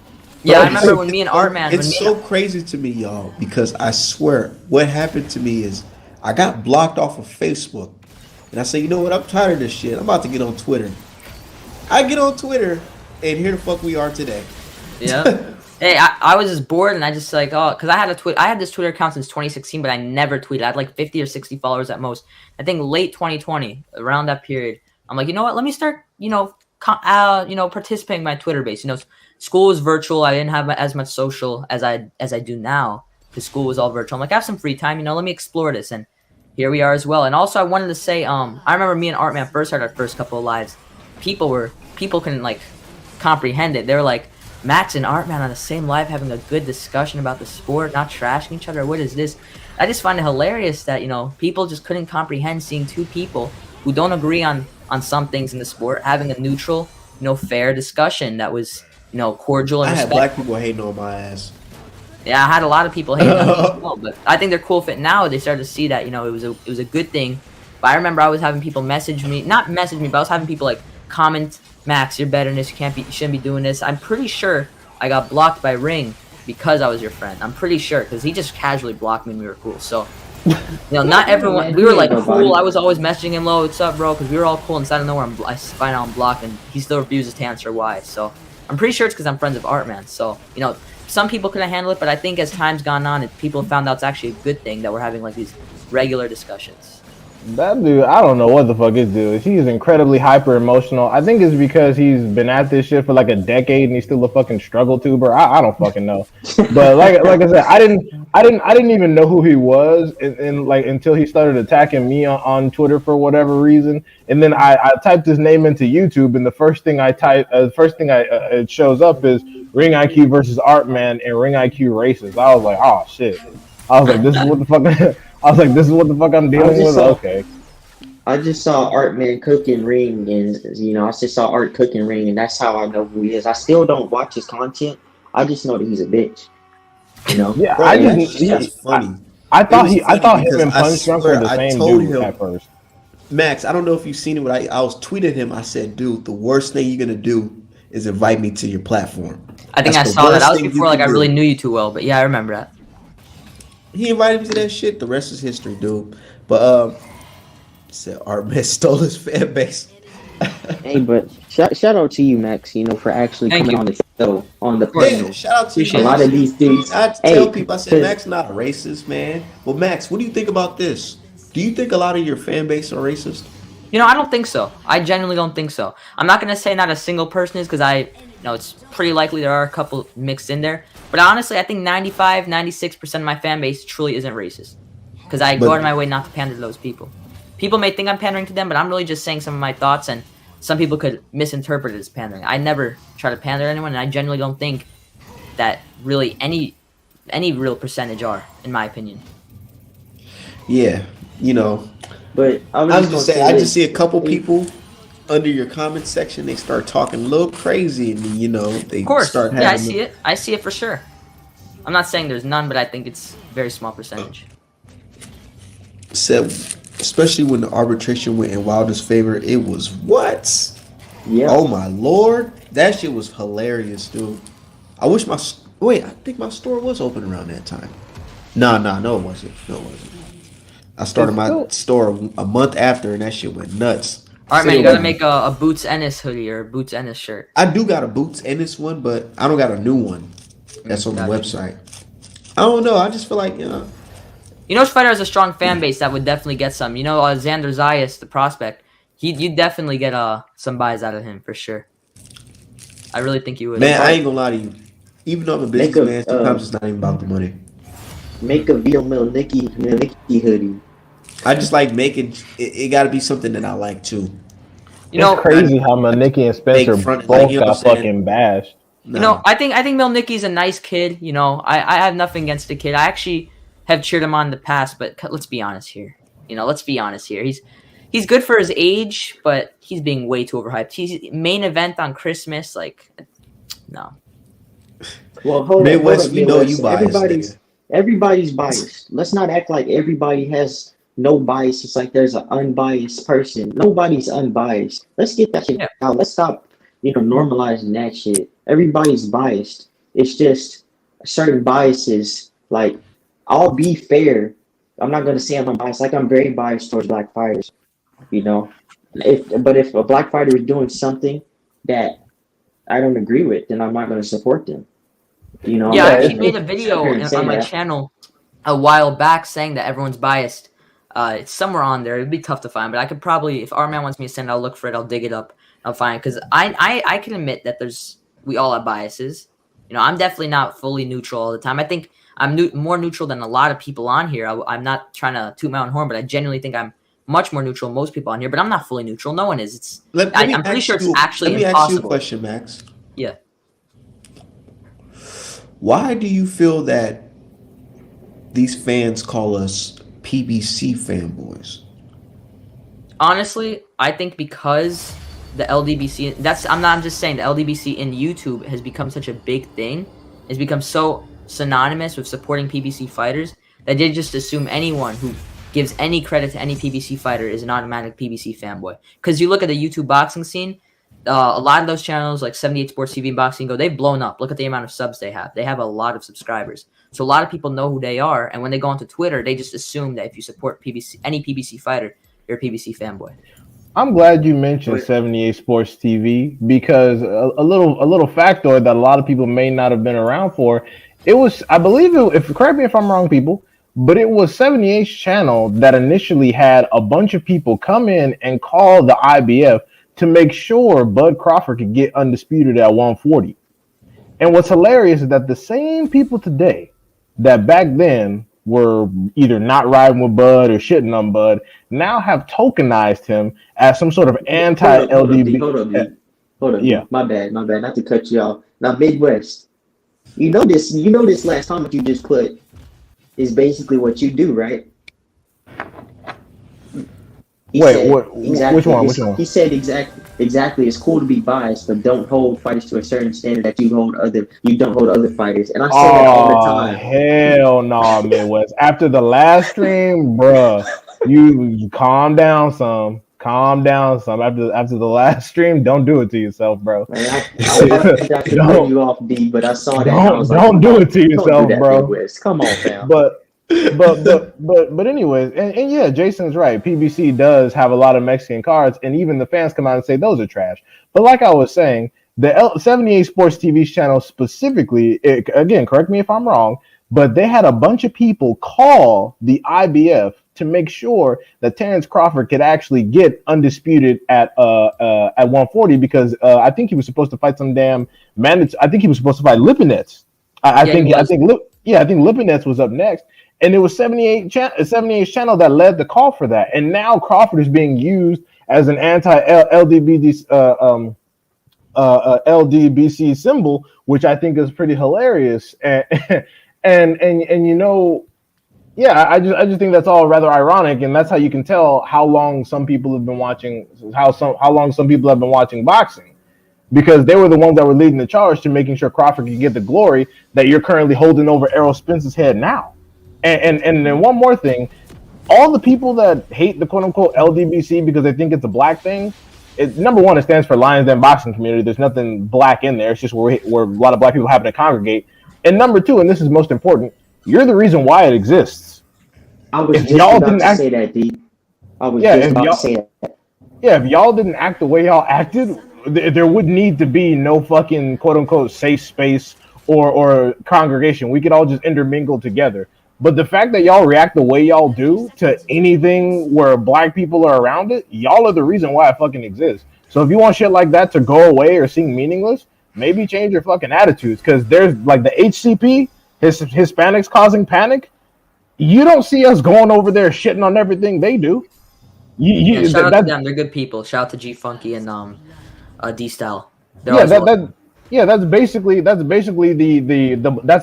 response to the LDBC. That's the Hispanic equivalent. You don't see us even referencing them. You don't see us shitting on what they're doing. So it's like, what's the deal? Nobody gives a fuck. That's the thing. And there's another group created just in response to the LDBC called the MXBC. You know, so it's Really? created because the LDBC was created because a lot of spaces that 78 and all the other brothers were going to were racist, and they were racist, and they didn't get caught out for it.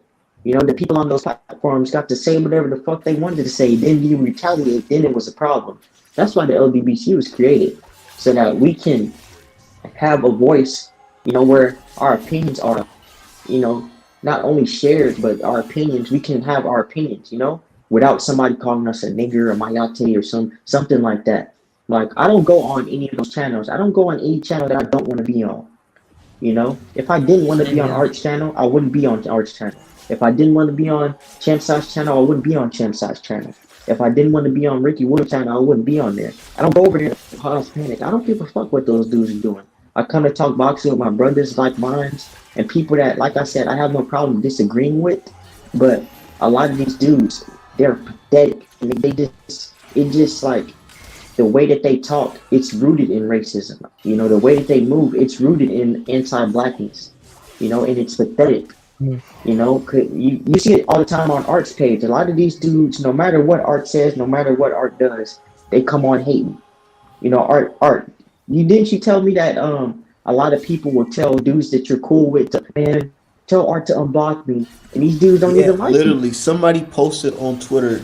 He said the worst thing I ever did was get blocked by Art, man. Like, or some shit. And he sent Dripper a fucking message saying, hey, man, can you tell Art Man to unblock me, bro? I apologize. And I was like, what the fuck? Yeah, I remember that. I forgot who it was, but I'm pretty sure I mutually followed him. I forgot who it was. Yeah, that's just weird. Yeah. It's weird, man. That's behavior that men don't exhibit that behavior. A lot of these dudes, they don't move like men. They're very effeminate. They have feminine tendencies, and that's just not something I can rock with.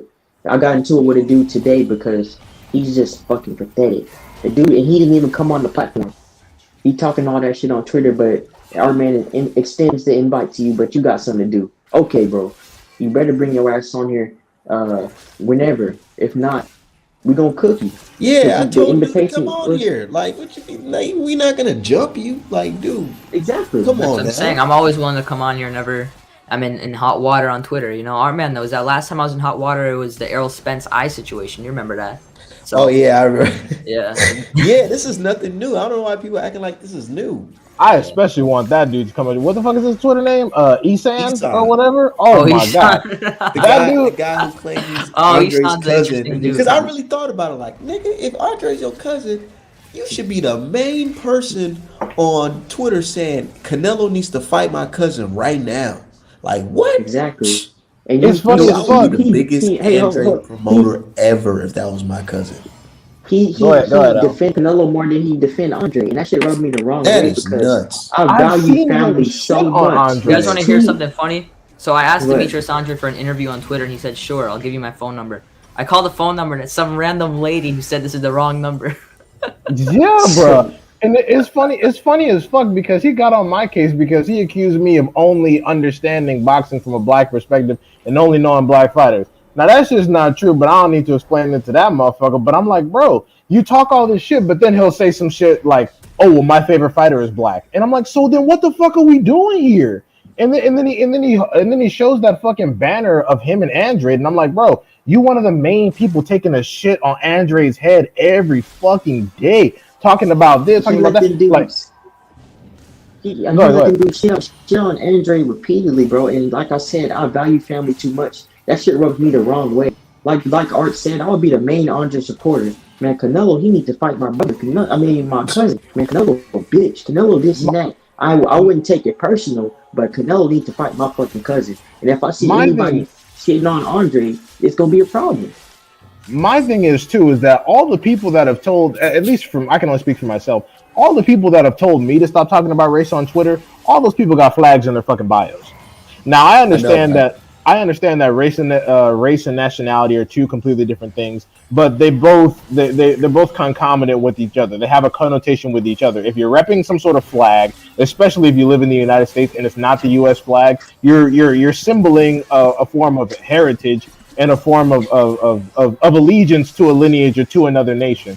Now, I personally don't have a problem with that, but I'm just saying if you're going to tell me to stop talking about race, then get the flags out of your bios, because clearly you're representing something which I don't have an issue with, because I noticed that. Did you see, go ahead. My bad for cutting you off, but did you see what Masego said today on Boxing Scene? Who? The dude that's fighting Gary Russell. Oh, man. Oh yeah. What did he say? What's that? He says, I'm gonna read it in my quote. He says in his quote, he says, "I'm going to show Gary Russell what Filipinos are made of." Okay, that sound good. Let's do it. Now, you see, if Gary Russell said, "I'm about to show Masego what the hell foundation of Black Americans are made of," what do you think what do you think the general public would say? I mean, why are you making about race, man? Come on, stop talking about race, man. Stop talking. And you're dashikis and shit. Some dude already posted a picture of Pacquiao Thurman, like, yeah. Oh, yeah, I seen that shit. I was like, oh yeah, I forgot about that one. But yeah, I saw that. So what? But shit, Gary Russell's still about to put it on his ass too. I hope Gary wins. Exactly. I think Gary's gonna win that fight, but the inactivity and the size difference is kind of concerning me a little bit. Well, it's not really concerning to me seeing that Gary Russell Jr. Working. It stays working. He's always working. Like be ass ready. He is always. It's like never a time where he's not in shape. Have you seen the time where Gary Russell wasn't in shape? Like, damn, this nigga got fat. All right, man. By the way, I sent you the Gary Russell interview messages. I seen it. I'm gonna check it out. Yeah. And also, I mean, no disrespect to Max I. Of course, I definitely like the work he put in on Seha in a few of his last outings, but I don't believe that he shows enough separation, not only in that division as a boxer. I don't think he does anything particularly well enough, and most importantly, fast enough to really, provide Gary Russell with a threat. I mean, his power is obviously a threat. He has decent foot movement, but I don't think he jabs enough. The biggest thing Gary Russell probably got to be worried about is the overhand right and hooks to the body. Outside of that, it's kind of a puncher's chance situation in my eyes. Yeah, Gary, he's been working. He's been sparring, and from what I've seen, he's been sparring bigger dudes. So I believe in Gary Russell's abilities, and he's gonna show you why he's the king at featherweight. These dudes don't want to fight Gary. A lot of these dudes duck Gary, so. That's my main problem. Leo ducked the hell out of Gary. Leo wanted no part of Gary Russell. No. Yeah. Rather unfortunate too, because they're both speedsters. Even though Gary Russell Jr., I believe, got him on the power edge. Gary would have won that fight, but it'd have been such a fun fight. I would have loved to see it. Yeah, they're both volume punchers. It would have just been, it would have been like some Dragon Ball Z shit. They're both just like back and forth at each other. I wish you got the Gary Russell Ray Vargas fight like we're supposed to, because I'm so tired of Ray Vargas and I wanted to see him take a loss already. Damn, why do I feel like I'm the only person that gives Ray Vargas any respect? The reason I don't like Ray Vargas, he just fights he reminds me a lot of Zurdo Ramirez, where he's really just building his record of fighting relatively overmatched opponents. Yes, he fought Azat Havhaznian, or however you pronounce his name. He's a very solid fighter at 122. Kameda wasn't garbage, he's decent. He's fought some decent fighters here thrown in, but he's a bit of a weight bully. He's fighting guys that we know he's gonna beat, and he's not active, and he's just not really entertaining either. I would have liked to see Gary beat him. Damn, I think I'm the only person that finds Ray Vargas entertaining, especially his last fight on the Canelo Plant undercard. 35 wins, 22 knockouts. I like him. Like, I like how he did against Ronnie Rios, Negrete, those fights especially, and Baez most recently. Like I said, I'm the only person I know that likes him, so I guess that makes sense.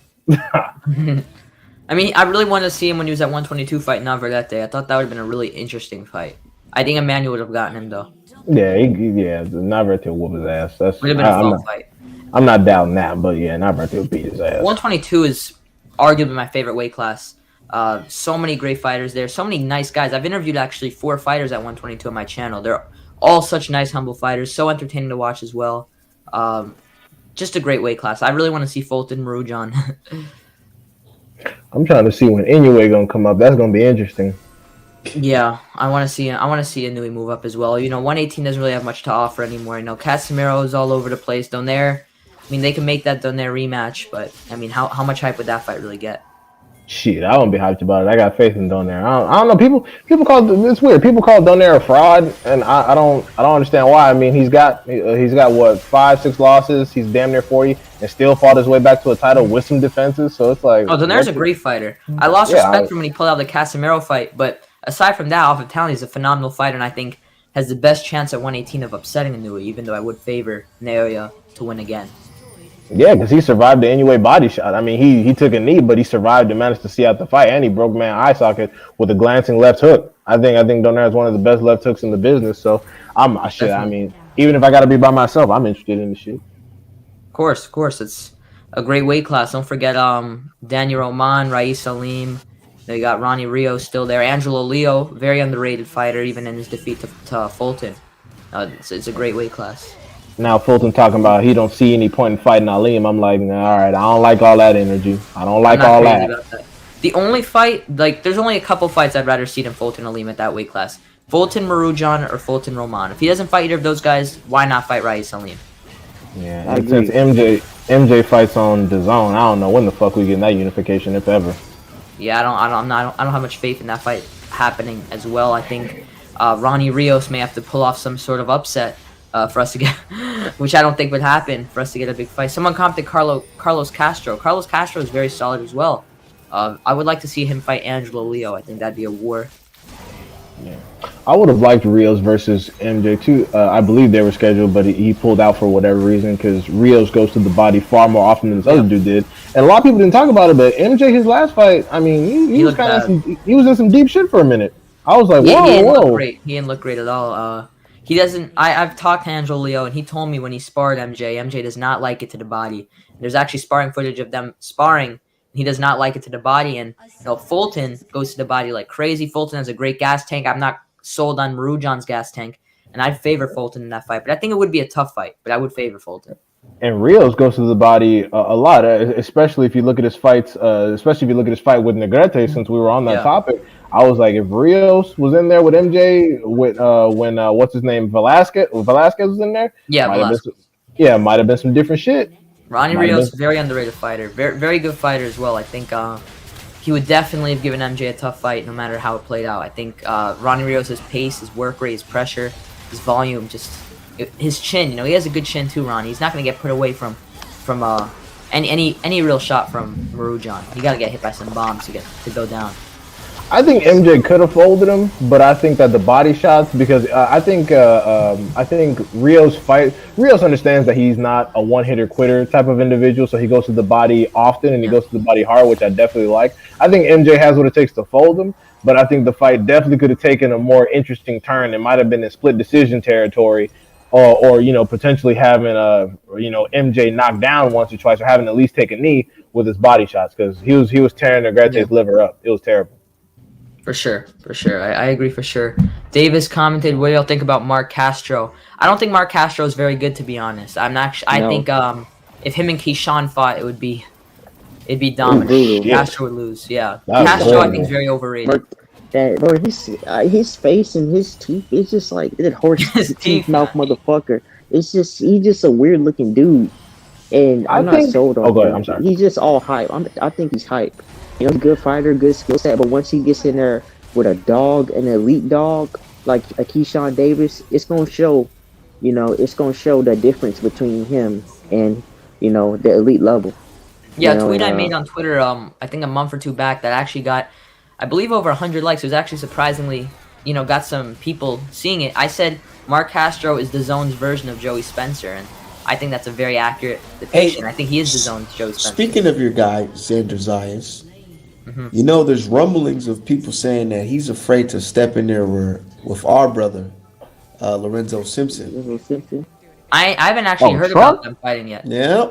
Where'd you hear that, Art, man? I just want to... I've just seen it on Instagram where a fan was arguing with a black guy saying that basically, Puerto Ricans is never scared, never ran, never will. I don't really have seen any evidence of him being scared of fighting Lorenzo Simpson. I think it'd be a great fight, and I would pick Xander to win that fight personally. You know, I know him. You know, I actually sparred Xander when I was way younger. I was 11, he was like 14. He went really light on me because it was like one of my first times at the gym. Very nice kid. I'll definitely yeah, for sure. There's a picture of me and him when we were way younger. I will definitely support Xander Zayas. You know, he's a nice kid. You know, a good friend. Had him on my channel. I definitely favor him against Lorenzo Simpson. As I said, I support him as well. But you know, I haven't really heard much evidence of him being scared to fight him. I didn't even know they were like. I haven't heard anything like that. I just seen a couple like tweets about, not tweets, Instagram posts about it. But I don't know. I thought Lorenzo fought fucking at 160. Yeah, that's what I'm saying. I didn't even know they're in the same. Well, actually, Xander moved up to 154. Is Lorenzo at 154 by any chance? Yeah, I thought he was at 160. So I don't know. Yeah, 154. Maybe right? he can make 150. I thought Truck was 154, but I didn't even hear anything about them fighting. Yeah, and exactly. if it is, that's an interesting matchup. I mean, I'm not gonna instantly say Truck is at a disadvantage because he is slick, but from a power perspective, you gotta have enough to keep a motherfucker like that off. So yeah, for sure. It's kind of sketch. Yeah, but I think Xander was at 147, right? He was. No, Xander's at 154. Now he's at 154. Yeah, but like he Crowd was at said 147. Lorenzo's That's at what I'm 160. saying. Yeah, that fight can't Lorenzo's happen. at That's middleweight? speculation. Yep. Yeah, you know what fight I always wanted to see just because of their age and how they were moved? I would pick Xander to win, but I think it'd be a fun little fight. Xander versus Vito Milnicki. I would pick Xander, but it'd be a fun fight. You know? Wow. They were hyped up at the same time, about the same age. The fuck? That's too easy. Yeah, It's a Xander- good step up, though. It's still Yeah, Xander's best that's opponent. why I you mean, gotta yeah, make Vito him lost kid, the guy man. Xander beat, but technically, Xander- you can still argue it's still his best opponent. He said, let's talk about the real Xander's fights. ass will run his ass over. Butev, fuck both of them niggas. No, Stanionis Exactly. Butayev is going to be a war. I promise you. That fight's going to be No, I'm a talking great shit. fight. I don't That- give a fuck about those guys. No, but that's I a really great don't fight, like. Art, man. I'm telling you, stylistically, that fight's going to be a great fight. Yeah, That's gonna be one of the- They should I don't double know. KO That's gonna be each other. brutal. There's gonna be blood all over the place. I may have to go with Butayev for the upset. I may have to go with Butayev It actually. wouldn't be an upset. I'm I was leaning gonna say, Butayev. Stanionis is the heavy favorite. Yeah, I've that's what heard I'm trying most to figure people out. favor These- Stanionis. To be honest, the way I the favor him, but I didn't think it's heavy. the way the WBA is moving, I just look at those people as the same guys, literally. They're very Because it's similar. like- They fight similarly. Yeah, and they fight the same, man. I ain't gonna lie. I think Butayev may pull it off though. Butayev's bigger. Butayev Butayev's definitely- the bigger guy. So, and he's like the more, athletic. So, I think Butayev has more of that killer instinct. We saw against Jamal James, he was willing to really like try to hurt this guy. While Stanionis fights all happy, he's smiling in there. You know, I think Butayev, he's using his elbows, using his shoulders, he's pushing. I think he may get it just because he has a little more dog in him than Stanionis. Well, that's because with Jamal James, he knew it couldn't actually hurt him. If you go back and watch the Besputin fight, it's a completely different situation because he ran in on Besputin and landed some good shots, but ultimately he was getting tagged up quite a bit because the power differential was a little evened out. And even at some points, Besputin had him going backwards. I know Besputin tested positive for PEDs, and that fight was ruled a no contest, but I'm still using that as sort of a metric for Stanionis because Stanionis definitely has significantly more power than I believe anybody that he's fought, and his boxing pedigree, especially if we're accounting for the amateurs, is I honestly think he's better than Besputin was, especially when it comes to maybe not when it comes to the boxing aspect, but when it comes to picking and landing shots. I think that all that cool looking shit that Butayev was able to do on James, I think there's gonna be some different shit with Stanionis. I don't think he's gonna have has a chin too. He has a chin on him. Davis commented. Oh, go ahead. Sorry. No, that was it. Davis commented Lubin's gonna KO Fundora. Yeah, Lubin's definitely beating Fundora. That's not he's much. gonna beat The only way better Fundora beat wins if he lands Fundora. some random shot in like the temple or something. But I see Lubin beating Fundora for sure. I mean, He he saw better beat Sergio Garcia. Fundora. Shit. He was getting off on Fundora, man. Fundora is nothing but a tall tree. Yeah, I think if you survive the early rounds against him, he's screwed. I think if you survive the first 5, maybe 6 rounds against Fundora, Fundora's gonna be very uncomfortable. He's not gonna have much of an answer. But all you Hell can yeah, bake Davis, on, I Max, saw all that they fight. can bake on is if Lubin gets clipped, then how his chin hold up. That's all you can bank on. If you take that aspect out, I know you can't, but if you take that aspect out, there's nothing that Fundora does spectacular that Lubin doesn't do better. Yeah, for sure. Lubin hits harder, quicker hands, more dog in him, better fundamentals, better power. Just Davis. And I said it as well. Oh yeah, go ahead. I said it well. When you really think about who's hurt Lubin, the argument could be made that he's only been hurt by punchers: Jason Rosario, Jermell Charlo, Toro Gaucher, and it's just like can you really say it was Jermell Charlo? You know, probably arguably he's probably like one of the hardest hitting dudes at the division, and he's the king of the division. So I feel like he's only been dropped once in those fights too. People act like Lubin's like always dropped. He's hurt a lot, but he's only actually tasted the canvas once in those fights. Davis commented, "Did you guys see Cody Crowley versus the Armadillo?" You know, I actually know Cody Crowley personally. I had him on my channel as well. I like Cody. He's a nice guy, and I knew he beat Cuchitilo. I told y'all Armadillo wasn't gonna be shit. I told y'all that before the fight happened. Yeah, I've been paying for a while though. I knew that. Hold on one second. Cozy's talking about some. He thinks Stanosis is low key might end up being the second best welterweight after Boots. What do you mean after Boots? He's in the same.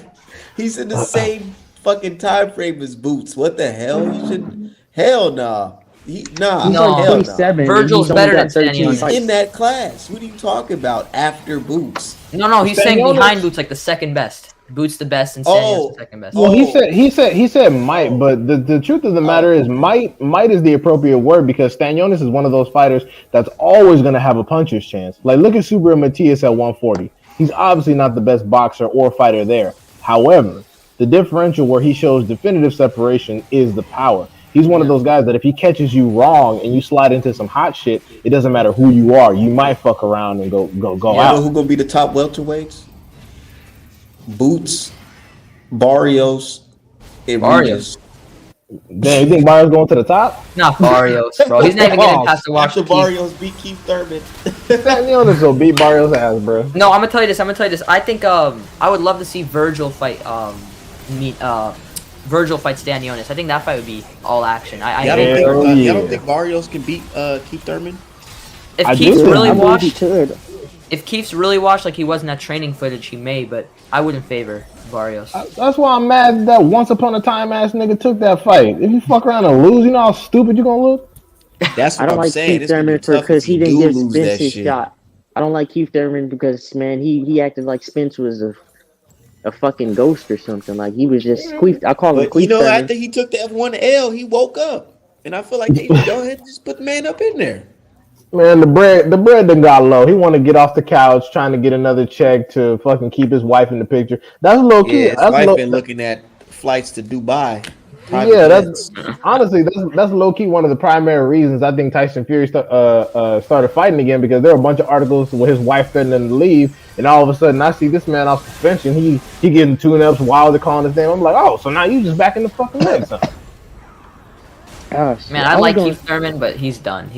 I heard people say they want to see Crawford fight Keith. That's a mismatch, man. Crawford will hurt. Crawford's gonna stop him. Yeah, Crawford will definitely stop him to the body. Probably mid to slightly later rounds, like round 9. No, don't get me wrong. Keith Thurman is still a great fighter. You know, he can still, but I just think the inactivity. He's been less active than Earl, and Earl was in a fucking car wreck and he had a eye injury. I know. It's crazy. Fucking insane. You know, he's just this motherfucker. He didn't want to fight Earl. He didn't want to fight Bud. And the time was ticking, and in that Pacquiao loss, instead of bouncing back, he got complacent, you know? Yeah. His wife had reading the Kama Sutra, everything. Can Al just feed? Can he just feed Keith Thurman the boots? Just get it out the way. That's what I said. Just feed him the boots. I don't feel like waiting anymore. Get that out the way. He should have been fighting Boots instead of Barrios. Yeah, it should have been Boots' coming out party. Yeah, he want to feed Barrios' 147 career like he really finna make some fucking noise. And if he loses to Barrios, man, I'm going to cook him. What if Barrios stop Keith Thurman? Well, imagine. Barrios is drained at 140, so he may look a lot better at 147. That's what I'm saying, and people don't really understand. Like, what if he fucking? I hope Barrios has real life power at 147. You'll never know. Bro, imagine he's not Keith, man. It's gonna mess everything up. We're gonna start hearing Spence versus Barrios and crap. Don't be surprised. I said Boots not gonna be at 147 long, and I think Boots gonna fuck around and make a big jump if he goes from 147. I don't think he's gonna go to 154. I feel like he might just jump all the way to 160. He may. He's really big for 147. He probably should be big as fuck. Yeah, he is a big 147 pounder. So yeah, I think he might just jump all the way to middleweight. I think Boots. Crawford will fucking beat Jermell Charlo. That's not. No, the thing is, Charlo, he's such a good fighter, but he doesn't let his hands go enough, man. If he doesn't knock the guy out, he's rarely winning a decision against one of these top guys. I ain't gonna lie to you, Alan. I know that's your Texas dog, but I think Boots will beat Charlo too. Because He get caught though. Boots' defense. Because Charlo is not like some super big dudes where it's like, oh, he 154, he can muscle him. Nah, they're about the same size, aren't they? Yeah, they're about the same size. But I'm just saying, like, y'all need to put some respect on Mel's name. Mel disappointed me with his comments, but that's still my Texas dude. Yeah, that's not disrespect. That's not disrespect when I said that, but everything I love, I'm not even thinking about those damn comments. I'm thinking about just his skill set. I just noticed, man, it's just like certain things that he do. Like, I'm gonna go for bold take. He's gonna stop Castaño in the 12th round in the next fight. It's gonna be the last round. He's gonna knock him out in the last round. Just remember that comment. Remember when it happens. I think it's gonna be a little early. Charlo pissed me off with that performance, man. It made me so mad. Me and my dad were watching this like, what are you doing? This dude he was just winging shots, just throwing shit and see if it stick. And he still hurt Castaño, but he didn't have no patience. Like with Tony Harrison, he had patience and he caught Tony and he put him out, you know, but it's like he didn't even want undisputed. And then after the fight, he's like, I talked to Al Heyman, you know, see, it's like, bro, that's still coming out. Hey, I ain't gonna lie, that wasn't a good look. He could have had, he could have had it before that Canelo was not had a good it. look for he was throwing for some reason. He was fighting Castaño on the outside, which Charlo hasn't fought on the outside aside from the Rosario fight in years. He fought him on the outside and just kept throwing that 1-2 to the guard the whole night. I don't know why he didn't get the fight inside. He didn't go to the body much. And the reason I'm picking him in the Castaño rematch is I feel he has a lot of options and a lot of different ways to fight Castaño. While Castaño kind of fought the perfect game plan and was only able to get a draw out of it. Even though I thought Castaño won 7-5. Coming into that fight, because the Jason Rosario performance was fucking amazing. I'm like, he's gonna stop this dude. He should have came into the fight with that performance. Exactly, that killer instinct. Also, one thing that the Charlos had was that killer instinct, especially Mel at that level. You know, the reason why that's actually my favorite. I don't care. Charlo fought a lot of people, but that's my favorite Charlo fight. Him versus Rosario. That was because the way he just like surgically broke him down. It's like he nullified everything that Rosario was trying to throw at him. And you know Rosario was a big puncher in that weight class. You know, actually, so for him to like, especially how he'll like, they'll have a clinch, and as soon as they'll break off the clinch, Charlo will hit him with some shit and switch up on him. It was a pretty good fight, man. Sorry, my favorite Charlo fight had to be the Harrison rematch. That fight was great. I was actually that was the Rosario. Like, when I talk about like how a perfect fight for Charlo, I just think of that performance. I was gonna say the crazy thing about Castaño, then I'm gonna let you get it, D, is that Castaño said he sometimes he's at like 190 or like almost 200 pounds in between fights. That's fucking crazy to be his size and to be that big. That's like when Earl was like, oh yeah, I'm coming in at between fights, he would balloon up to like 190. That's fucking insane. Yeah. Think about it, bro. When you're a grown ass man coming in at 147. And then you get a chance to like eat something that you want to eat, bro. You're gonna fucking eat, man. And then you got money to buy whatever food that you want. What, nigga? You're gonna eat. That's why I say it takes a lot, man, to be a boxer, dude. Because you can't tell me I got about $8 million in my bank account, and I got about 4 or 5 months to just chill out, or before I get back into working out. What am I gonna do? Eat a lot. Eat salad and shit every day for 3 months? Oh no! Hell no! I'm gonna be fucking trying to eat. That's why Earl Spence was like, man, I need to find me something with a greasy bag that's in tinfoil, aluminum foil, whatever. I'm hungry. I need some shit like that after a fight. I told people in 2018 that Brian Castaño was the dark horse 154. This is actually no, not mid 2019 after the Lara draw. And everyone was saying, nah, Castaño, he's good, but he's not that good. And then he built his way to that Teixeira fight. He beats Teixeira comprehensively, impressively. And he gets that Charlo fight. How'd you guys score the Charlo Castaño fight? I had a 7-5 Castaño. I could see 8-4, and I could also see 6-6. Those are the 3 scorecards I could see for that fight. But I had a 7-5 Castaño. That had it a draw, to be quite honest. Because there were 2 swing rounds in that fight. It was primarily because Castaño would wait till the last 25 to 30 seconds at the end of the round. Flurry try to get some decent shots off to steal the round, and that might have worked to some people, but ultimately there wasn't any particular 6 rounds where he did enough I mean, there wasn't like, especially for the first 6, there wasn't comprehensively where he did enough to get a clean 7 rounds, on Charlo during that fight. But what I was gonna say earlier was that when it comes to the Rosario fight, I more agree with you, Max, that the Tony Harrison is my favorite showing of Jermell Charlo, because specifically the Rosario fight, I think it showed a little bit of vulnerability, which is why Castaño didn't actually vary his game plan, when it came to his previous fights for Jermell Charlo, because whenever Rosario was punching and walking forward, Charlo's offense was pretty much neutralized, and that's why Charlo had to clinch to create space and try to punch in between Rosario's flurries, because the Rosario showed that whenever you're punching at Charlo and stepping forward, it's very difficult for him to fight off the back foot and land anything of significance, which is why Castaño just felt comfortable with that bum rush technique. And as we've seen in the first fight, it worked to some success. There was a few scenes in there where, unfortunately, Mel was over there twerking on the damn ropes, taking left hooks to the jaw. So, that shit was a problem for a minute. I'm telling you, man, I cannot wait for that rematch, because I feel the first fight is so underrated. People really underrate that Charlo Castaño fight. It's a much better fight than people talk about. I mean, it was just the clash of styles was so unique, and I just think the rematch is going to be even better. I think the rematch is going to be a lot better than the first fight. I think it's going to be like a real fight of the year candidate.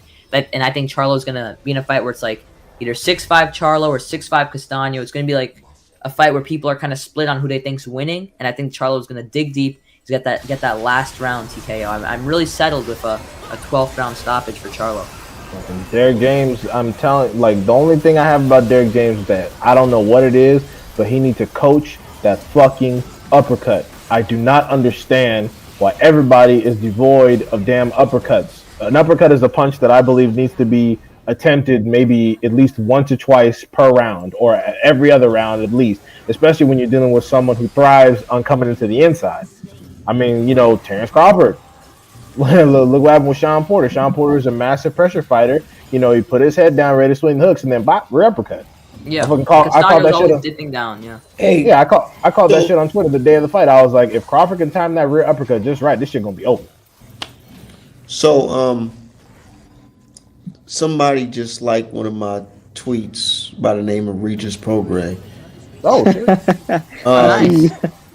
Get him he on liked the channel. my tweet that I said, I'll pay good money to see Regis versus Montana Love. Oh, Regis definitely beats Montana Love, but I think Montana Love's a really interesting and really good prospect. But yeah, Regis is just on another level in my opinion.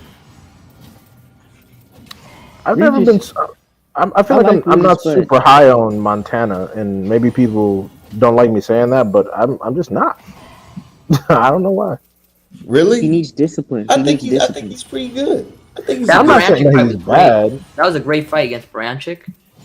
Yeah, in the last dude, he showed some good skills, man. I think. Yeah, in the last fight, he did show some good skills. Somebody said something to me earlier, though. Somebody said that they feel like he's gonna wait out at 140 till Josh Taylor vacates, so he could snatch up one of them vacant belts. Shit, I mean that's a good plan, but it depends on who you fight. Like I said, I think Regis beats his ass. I think honestly, Subriel Matias might be able to do something with him, because people don't like to point it out, but he almost fucked around and got stopped with Branchik. He was in there playing a little bit too close to the pocket. I wouldn't say all that, Beehive. It was close, bro. He got hit. He got wobbled. He hit with something. I'm not gonna lie. He did get hit with something vicious, but I wouldn't say he almost got stopped. He was in deep shit. You say he was in deep shit? He was in some deep shit. I'm not even gonna cap. And again, I'm not saying that he's a shitty fighter. I just don't. I think he's excellent, but I think it's one of those things where his ceiling is a little bit higher. I think people are projecting his ceiling a little bit higher than what it actually is. Here's how I think the belts are going to scatter after Taylor moves up. I think Jose Ramirez is going to get his hands back on that WBC. I think WBA, I was originally saying Tank was going to get the WBA, but I'm pretty sure he's settling at 135 now because WBA told him to make a pick, which made no sense. But WBA, I'm not sure. I think Regis might get WBA, but I wouldn't put money on it. WBO, I think is going to go to probably like Arnold Barboza or some crap at Top Rank. And IBF is going to go to Subriel Matias. I think the weight class is going to be very interesting when Josh Taylor moves up. I think every time the undisputed one of them belts, bro. Yeah, he's with Eddie. Eddie gonna put him. I think he's gonna put him in position to get that belt. He may. But I was gonna say every time the undisputed champion moves up from 140, the weight division finds a way to completely build itself back up to being another great weight class. I think 140 is going to be just as fun with or without Josh Taylor. This is what I think is going on, y'all. I think that just my opinion. I think that Eddie Hearn is trying to play chess. He signed Love because he knows eventually Taylor's going to be relieved of that damn belt, and he's going to put Love in a position to win that belt, and then Devin Haney's going to move up to 140, and Devin Haney's going to probably snatch the belt off of Love in some type of big DAZN fight. Their only Black American card.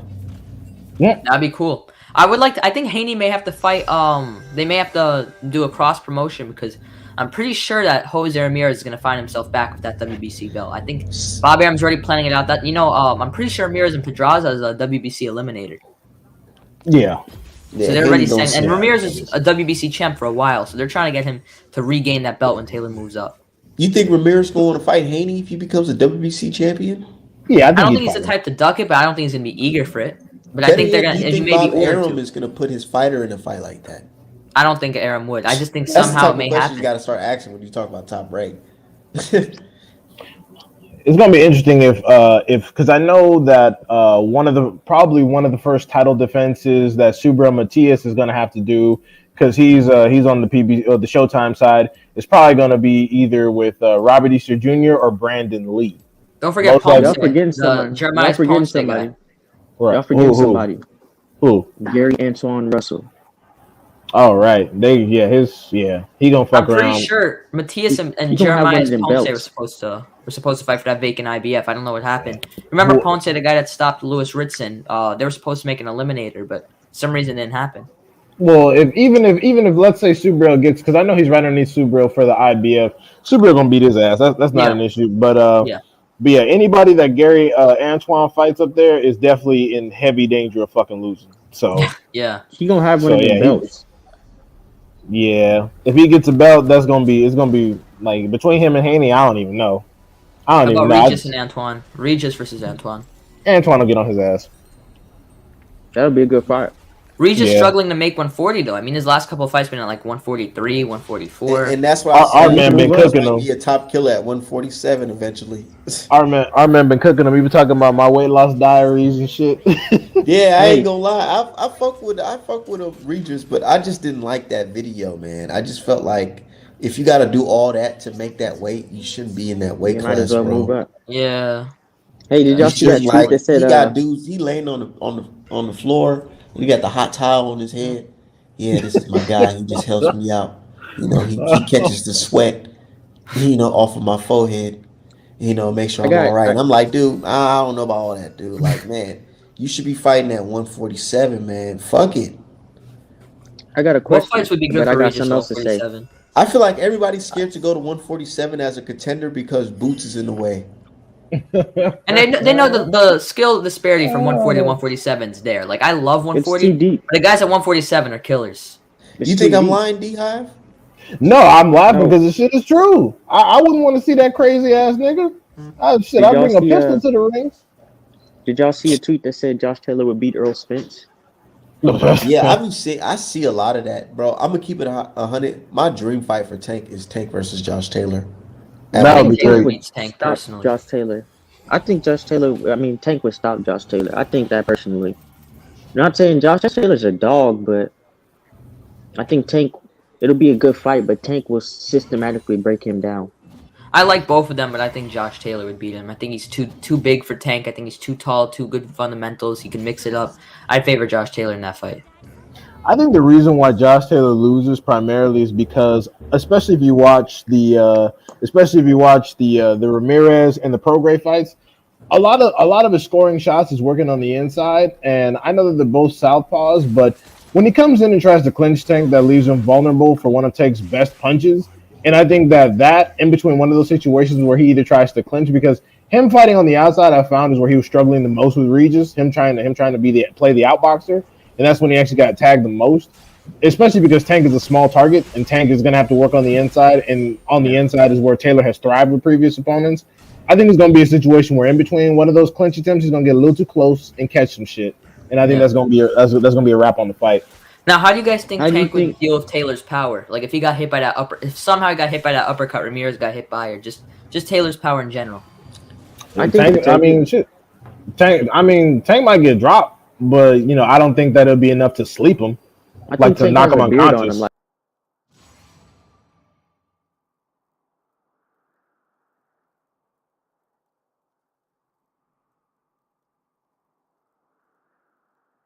It's only a few fighters, but I've never really seen Tank ever like to the point where it's like, oh my god, they about to throw in the towel. Oh well, He- obviously. Nah, yeah, nah. Yeah, obviously. No You know way what I'm Tank's been saying? in that Yeah. situation. Nah, how do you Tank think haven't Josh been Taylor beat would up. take Tank's power? I think still Taylor. I remember think Wilder Taylor takes versus, shots way better than people fucking realize. I think Ortiz Taylor's a won, very man, and underrated that shit chin. was nuts. I was What just happened? thinking, like, how did Josh Taylor fare at 147, moving up right now against the current crop of welterweights? I don't I think think he Taylor beats. I think Taylor beats some of them, but he doesn't beat the main ones. He doesn't beat Spence. He doesn't beat Crawford. I think Crawford. No, I know Crawford and Spence will stop him. I think Boots can stop him as well. Well, I was gonna say Boots would stop him. Boots will stop the man. Boots will beat I Taylor's think Taylor fucking might ass. beat Virgil though. I think Taylor'd probably beat Virgil. Yeah, that's what I was gonna say. He might beat Virgil. He could probably beat Virgil. Yeah. You know, and we're gonna I talk honestly about Goat Milnicki. You know, the Goat Milnicki. I Taylor honestly versus think Conor Ben. I honestly think Conor Ben got more of a chance against Virgil Ortiz than people think. Conor Ben's underrated, man. I think the Brits overrate Conor Ben. I think everyone outside of Britain underrates him. That's facts, because I think could agree with you, Max. Yeah, I think because I think- I was never high on him until the Algieri fight. Now I know Algieri's a 37-year-old chef that can't punch. I know that, but the fact that he was able to display, you know, one punch sleeper power, that says something. That says that he has at the very least a solid puncher's chance. And I favor Virgil in that fight, but I think it's going to be a lot closer than people think, and especially because not only has he made boxing improvements, but Virgil has been shown that, you know, he fights coming forward. He's rather one-dimensional, doesn't really bend at the waist much, and if Ben catches you with some hot shit, that could be your ass. Yeah. Yeah. And that knockout, I don't even lie. I was like, oh god damn! Like, That got me he out of shot the nowhere. dude. I jumped out my seat I because was the fight like- was kind of slowing down, and he just caught him with that. I was like, Jesus, but I just don't think Ben at the current crop of welterweights is gonna make a dent. The dude's calling out Adrian Broner. No disrespect to Broner, I love Broner, I fuck with Broner, but He ain't might lose calling to out Broner. Boots. He's not calling out. Yeah, I was thinking Broner might fuck around. He and might beat fuck his around and ass. lose the burner. Hey, if we get AB letting his hands go, Ben's gonna have a very rough night. Yeah, he might fuck around and get out boxed. AB. I mean, the hand issue aside, AB is one of the, like, he has very fast twitch muscle fibers. He's one of the twitchiest boxers in boxing. That's why I think him and Tank have a lot of similarities when it comes to defense, because they bend at the waist very quickly. They have very fast head movement. They're real twitchy, and then they're just hard to hit a lot of the time. And he's Not pretty only accurate, that, Broner too. AB, he throws very strong counter punches too. He can fuck around Counter and left sleep. hooks. He can fuck Uppercuts, around and too. sleep It's uppercuts. kind of being. Yeah. Yep. He said Yeah, he'll fuck That's one around thing and I was sleep noticing counter with bed AB on the low. comeback fight. If he let both hands go, fuck yeah, he'll stop Conor Ben. He fast. He I wanna fast see as fuck. AB. Man, I think Al should just go ahead and let AB go to the zone to fight him. What's The the worst thing thing that that could pisses happen? me off about you know? AB is Might that as well. AB's skill is still there. The worst thing He that can just- happen he- is like you probably said- letting fucking a juiced up Conor Ben fight him. Not saying that he is on the juice, but shit, that's probably one of the worst things that Who can isn't happen. on the juice is my question. Al Heyman ain't gonna cut him I don't another think big ass everybody's check on for the juice like they for no say. Santiago, so he better let his ass go across the street and get whatever. Yeah, that paper. Santiago performance was bad, especially Yeah. what Antoine did to Santiago, where he just thoroughly beat him up and made He him chopped him down with that fucking, what was it, left Yeah. hook, a right hook that he threw? It was It I was think it was a just right so- hook. I'm Yeah, pretty sure I Antoine remember was that. southpaw. It was just Al so Heyman was clean that vicious. it was like, damn. Heyman, I'm sure Motherfuckers cares like about pinpoint AB. that motherfucking- Heyman, I'm sure cares about AB, but he ain't about to fuck off no more major paper like that. He's about to be like, go ahead, AB, go and get that. See what Eddie He might Hearn as got well for you. get that Conor Ben work, you know? Yeah, Yeah. might as AB well. is very hard to knock out. You know, nobody's knocked him out. I don't think Conor Ben will do it either. I don't think he would either. No, Hey, he Conor Ben ain't gonna wouldn't knock no him out. He fucking couldn't AB. knock out Renato. You know who I think was gonna knock him out? I think Regis Who? Prograve is gonna knock him out if they fought though. Regis might stop him. He might. That's Broner? like possible. Hey, my dude Yeah. said, man, AB my guy, but that nigga never let his hands go. We gotta let that AB dream die. Nah, man. Hey, shit, nah. I'm telling Fuck you, with like, AB heavy, but man, Maidana snatched his soul, man. He's never been the same since that Maidana fight. Never. Mentally. It's not physically, just mentally he's never recovered from it. So what do you think about but this? even before that, I feel like AB gets disrespected by a lot of dudes that just don't know what AB was. You know? What do he's you just think about lost this, Max? focus. Yeah. Some people believe that because Maidana was using horsehair gloves, it affected AB afterwards. You know, I wouldn't be shocked. You know, I wouldn't rule it out. I mean, that power just came out of nowhere. I mean, we all knew Maidana had power, but that power was really random. You know, I really never looked into the horsehair glove situation of the Maidana AB fight, so I can't give you a educated answer. But let's hope the gloves didn't really play a factor. You know, let's hope it was like a fair, you know, genuine outcome. Was it the horsehair though, or was it another situation? Because AB himself, you know, y'all probably noticed he's a fan when he's not wearing Grants. He's a fan of Cleto Reyes gloves, and whenever people bring up horsehair gloves and how some of them, you know, look used or whatever, and how it's all the same, I like to point to Cleto Reyes because Cleto Reyes gloves. I don't know if y'all have worn any or seen them up close, but when you put them on and make a fist, there aren't that many indentations. They don't look worn or pressed or anything like that. So, you know, AB was also wearing some horsehair. And I know that they're different brands and such, but I think, you know, it might have been something else, you know, rather than the horsehair, because like Amir Khan said in a famous interview, you can simply call a manufacturer and have different, you know, sorts of allotments of horsehair or padding circulated in a certain way that you think that benefits you. So, you know, Art, remember when you had that dude, that Fury fan on there, and he pretty much said that's the same thing? Like he called the glove maker and they said something like that. You remember that? Yeah, that you can buy gloves with used padding in it, so it spreads when you start punching around like the third, fourth round or whatever. It's damn near all knuckle.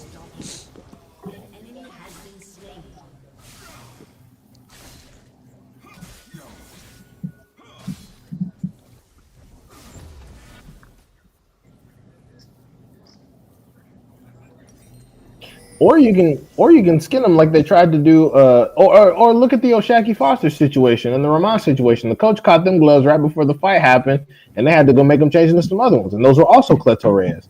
It's just that when they're the same brand, you can get different things done to different pairs. It's the same. It's the same as Grant gloves. Like everyone thinks Grants are just pillows because Floyd wears the orthopedic variant. But you know, this has been like I emailed Grant one time inquiring about some gloves.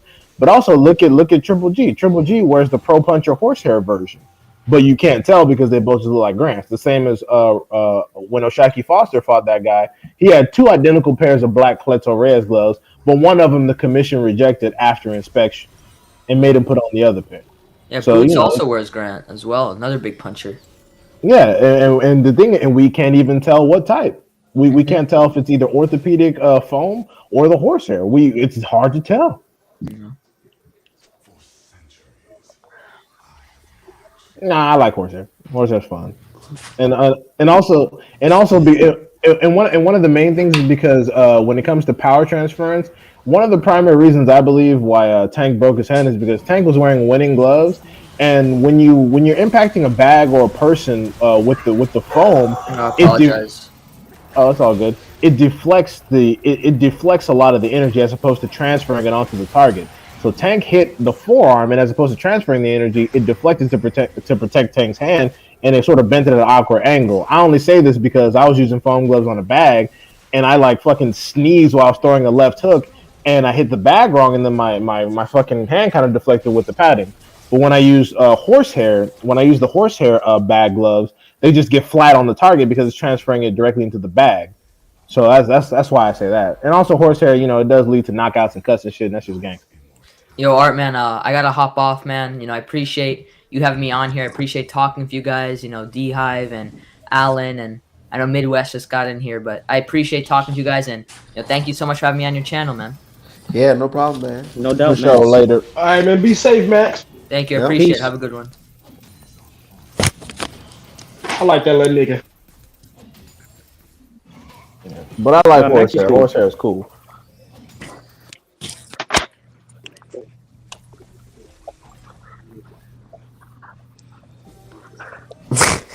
God. Yeah, well. He got your ass. You can do it now. You'd be like, now let me tell you why that fucker's racist.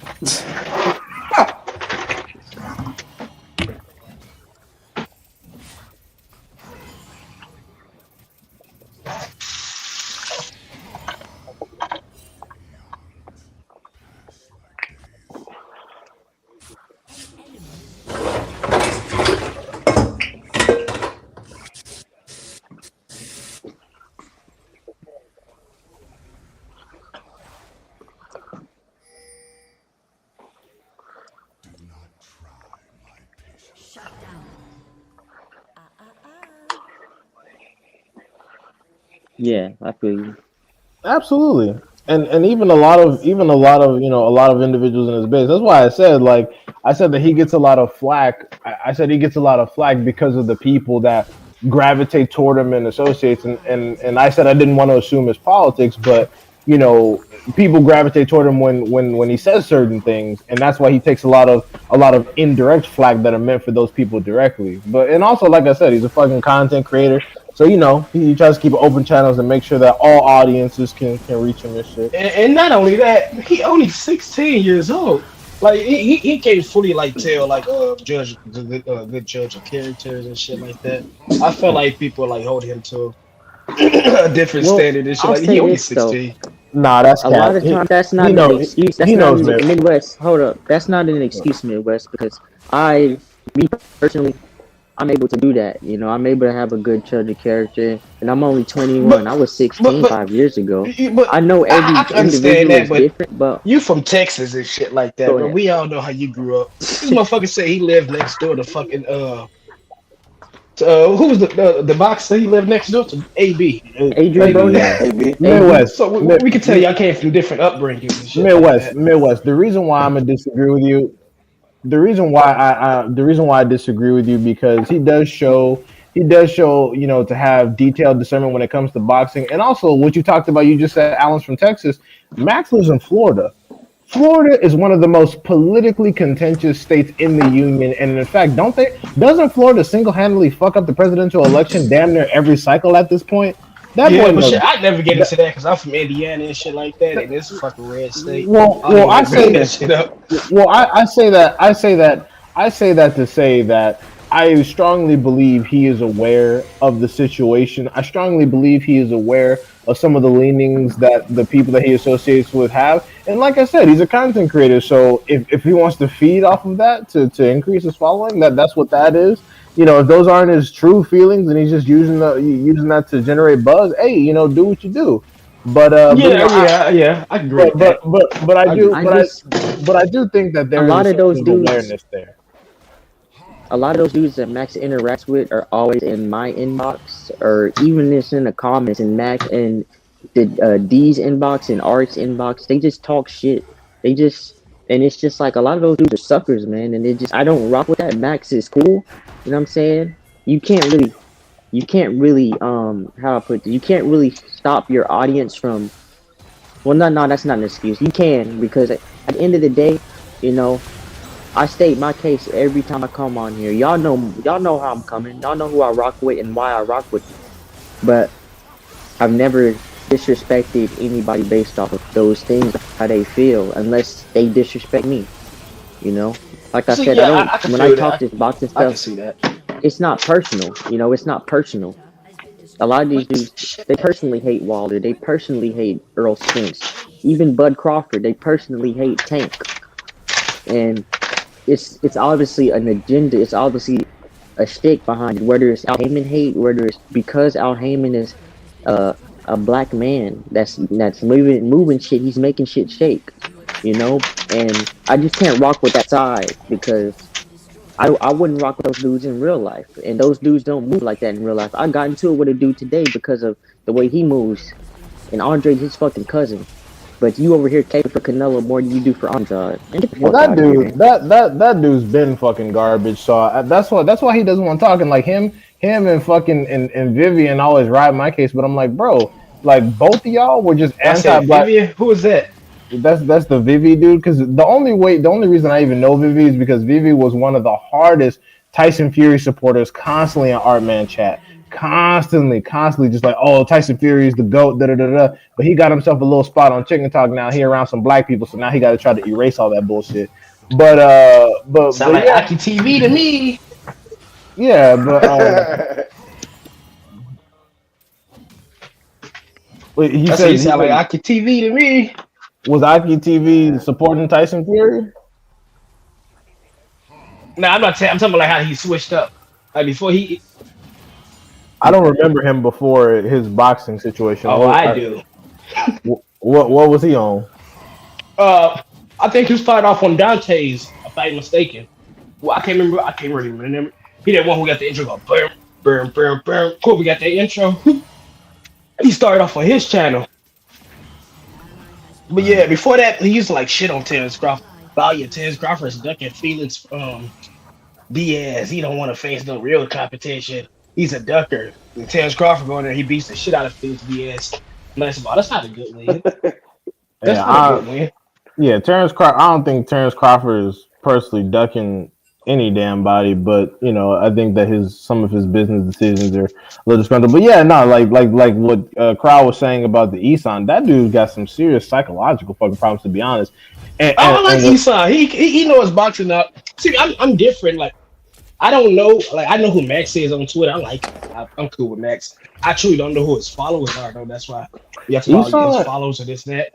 I don't really pay attention to that type of shit. Like, if I like your boxing knowledge, I like you. Like this nigga said Bradley would knock out. I was just gonna get on it. Go ahead. Oh shit, Art Man cut out on that. But yeah, he said he was like, he's the type of dude that calls Devin Haney fucking pillow fisted and shit with no skills and shit. He said that Timothy Bradley will beat Errol Spence ass. Yeah. He said Bradley would knock out Errol Spence. Prime for prime? Yeah. I don't know about knocking him out. He'll beat him. Whoa, oh my god. Oh my god. Bruh. A prime for prime, Tim Bradley? He beats Errol Spence. That's not, I don't see where y'all getting that from. This is cat. Far-fetched. Yo, I got a question for y'all. Tim Bradley got turned into a fucking ragdoll by somebody with no championship credentials, bro. I told y'all this nigga do this shit on purpose. Bro, Provodnikov has accomplished nothing in fucking boxing aside of having fucking no defensive skills and no jab. He's an entertaining fighter, but he had Tim Bradley fucking bro. Well, you know, he turned him into a bobblehead, bro. And that's why you saying Errol Spence beating, Tim Bradley beating Errol Spence makes no sense. Yeah, but look at this. Compared to the fighters today, who was Tim Bradley, like, style-wise? Who was he, like, more like Sean Porter? Yeah. He's a more polished Sean Porter. That's what he is, a more polished Sean Porter. Sean Porter gave Errol Spence a lot of problems, so it's not far-fetched to say Tim Bradley beats Errol Spence. And Tim Bradley has significantly less punching power, a lower reach, and he has an inability to go forward. I think that Errol Spence would catch him repeatedly on the way in trying to get some shots. See, I think y'all caught Tim Bradley at the dead end of his career. Wait, I don't think I remember the fucking Pacquiao's Tim Bradley and stuff. I do. A prime Tim Bradley beats Errol Spence. Oh, all right. A prime Tim Bradley beats Sean Porter. A prime Tim Bradley beats Danny Garcia. Those other two, man, I could absolutely, I could agree. Fight. Those other two, I could agree, but Spence, nah. I think Spence will beat his ass. That would have been a good. Who was that other voice? I just noticed a different voice. It's me, bro. Oh, okay. What happened to Allen? Where the fuck Allen go? I don't know. I think he said, you said that shit about EJ. He dipped. He was like, man, fuck this shit. He probably the cat. He was like, fuck it. He don't like motherfuckers talking about them Texas fighters. He said put him back in. Oh, okay. Well, because Allen needs to speak on this, but I strongly disagree.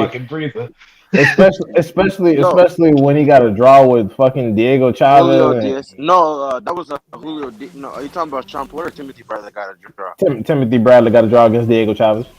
See, no, seriously? I thought his only. I gotta look into it. I thought his only loss was against Pacquiao. He got a draw against Chavez. Yeah, man, motherfucker don't be knowing.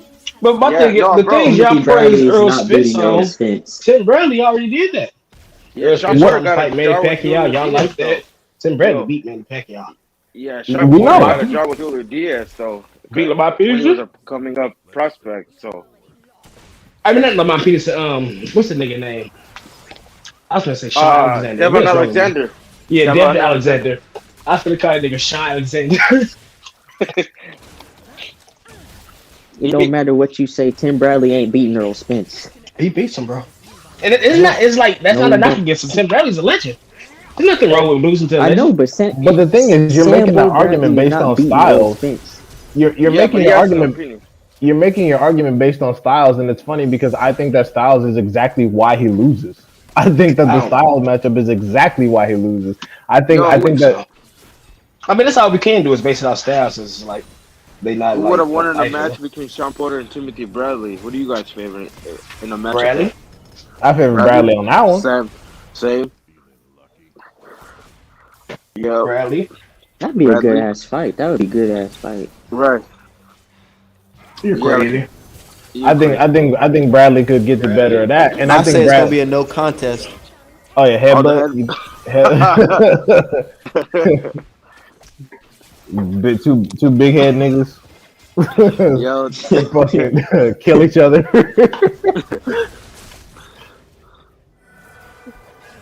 Sambo Bradley.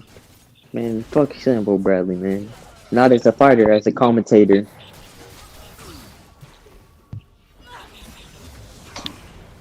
Wait, who?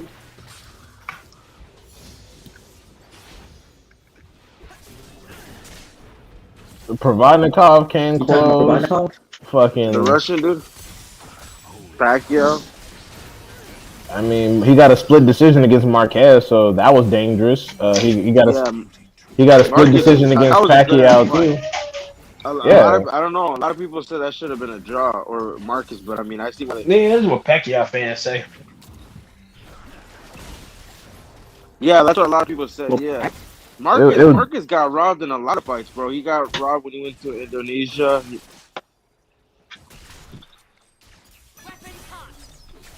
Yeah, it was very. Yeah, all his fights were he really was the good. best. No, he was the best combination puncher, man. We don't even have fighters like that anymore, do we? Like Marcus style, like his shots were. I'm trying to remember. Remember when he did Casamayor dirty? Virgil Man, Ortiz Jr. Nah, not that defense. Nah, Virgil Ortiz is not close. He's good, but not on Marcus's level. As far as combination, I was gonna say as far as combination. All right, my question is like Roberto Duran. Do y'all think any of the welterweights today can beat Roberto Duran?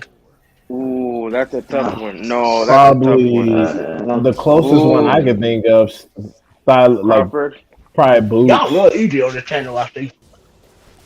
I think Boots. The thing about EJ people Earl Spence, Boots. Hey, hold up, Crawford. hold up. Hey. Hold up. Everybody, hold up. We not finna do is act like motherfuckers, act like EJ is basic. EJ ain't basic. He ain't no basic fighter. He don't do splashy shit, but he's extremely fundamentally sound. And he uses his wrestle game is on point, his inside game is on point. His punch placement, his accuracy, his body punching, he's very defensively responsible. So we're not gonna act like EJ just some nigga that everybody can beat. I ain't saying he gonna beat Roberto Duran. Roberto Duran is a legend.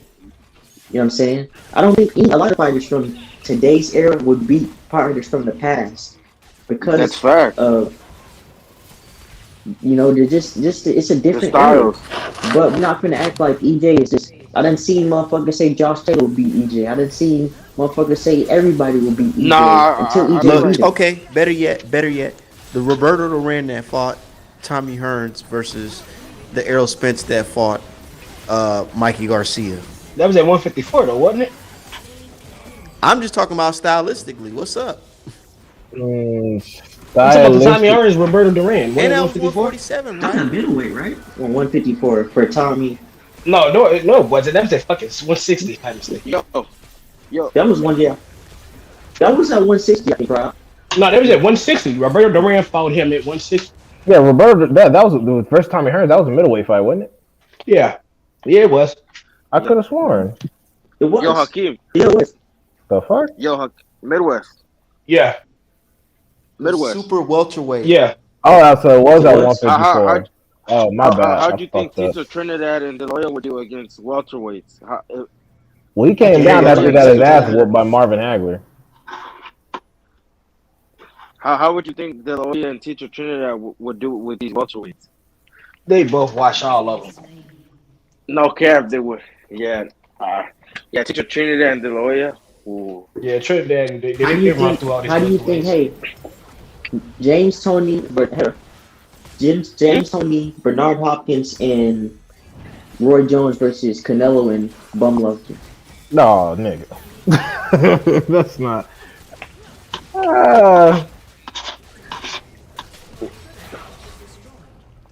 Damn, why didn't you have Charlo in there? Yeah, Charlo gets his ass whooped too. They'll all be Charlo. I mean, they'll beat all three that I named. They'll beat. No, he wouldn't beat Canelo. Like this is what I'm talking about. Yeah, they walked through that whole. They walked through that whole 160. Yo, what about talking Charlo about? versus They walked through what's that that dude? 160 What's that dude that got the brain damage? Gerald McKellen. Oh, Charlo gets fucking slept. Fucking starts. Charlo would get knocked. Gerald McClellan would beat unconscious. Canelo and DDG. Gerald Yeah, McClellan would nah. starch. I mean, Gerald McClellan would starch Bum Lufkin and Canelo as well. Gerald will. Oh, Gerald sleeps every fucking middleweight there is right now. Shit, like Marvin Hagler will put hands Y'all on know the that's whole one of my middleweight favorite division. fighters. Yep. Who? Marvin Hagler. Gerald McClellan is one of my favorite fighters. Oh, you're talking to Allen. My bad. Shit, Terry Norris versus the crop of 154 pounders. Oh How you shit. think Terry Norris should do in this? That's the current crop of 154 pounders. Terry Norris is that dude, man. The only But problem that's just the he has thing, is man. his Them chin. old school fighters, they just built different, bro. They built different. Yeah, that's what I was saying. Where's And all the gloves were very light, and then they all were packed with horsehair. So if you took a punch back in the day, you took a fucking punch. Like imagine Julian Jackson at 154 and 160 right now. Man, it's be a lot of cat.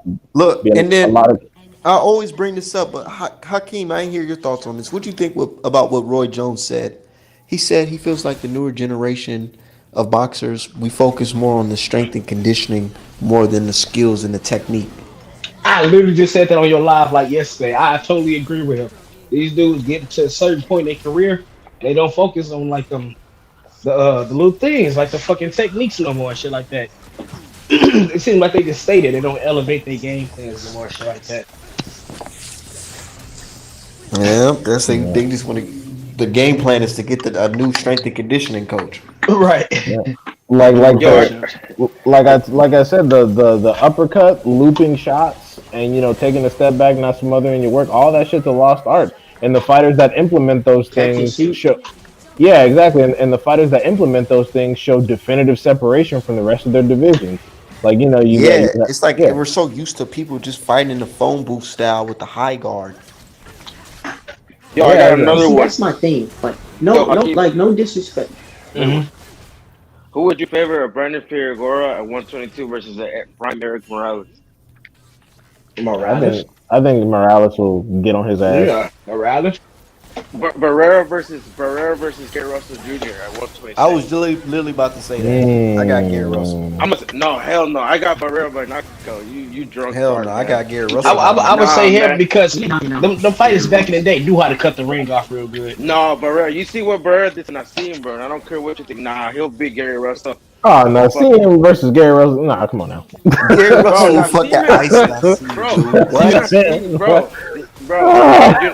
He will probably stop Nassim in like 4 rounds. Yeah, Nassim Doug Floyd, so. Gary Russell stop who? Barrera did to Barrera, apparently, or Nassim. Nassim Doug Floyd Mayweather, so. I'm there. Fuck.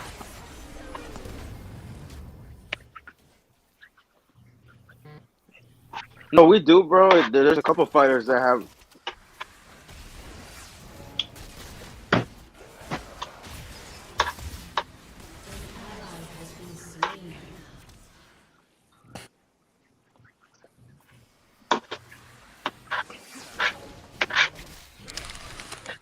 that's my issue. And Canelo was falling into that. Y'all notice? My issue is the whole running thing. The whole running thing. But I'm gonna have to counter that with the American style. Really is pure boxing. What style against pure boxing is hardest fucking matchup? Pressure fighting. So I feel like they do study American style because pressure fighting against pure boxing is the hardest. Yeah, that is true though. I was gonna say. Oh, go ahead. Y'all notice that Canelo's looking like Chavez Senior now, just walking you down? Yeah, because he up there in the weight class where everybody like to move around. Bro, and that's because he's not fighting any punchers. Look, and that's why I feel like if you put Canelo in there with a guy like Andre, it will be difficult because Canelo's gonna try to do that walk him down style, and Andre's gonna be fucking hitting him with all types of angles and shit, confusing him, having him just walk him down, trying to cut off the ring. Nah, bro, I'm just like how Laura did him, but probably even worse. Nah, I don't think so. Laura beat Canelo. Exactly, like Midwest hit Canelo with an uppercut and then be like Midwest, pivot to the side of him and be out the way. Midwest, you think Laura beat Canelo? Yes. Yeah, he showed me the highlights. I watched the full fight and I was like, damn.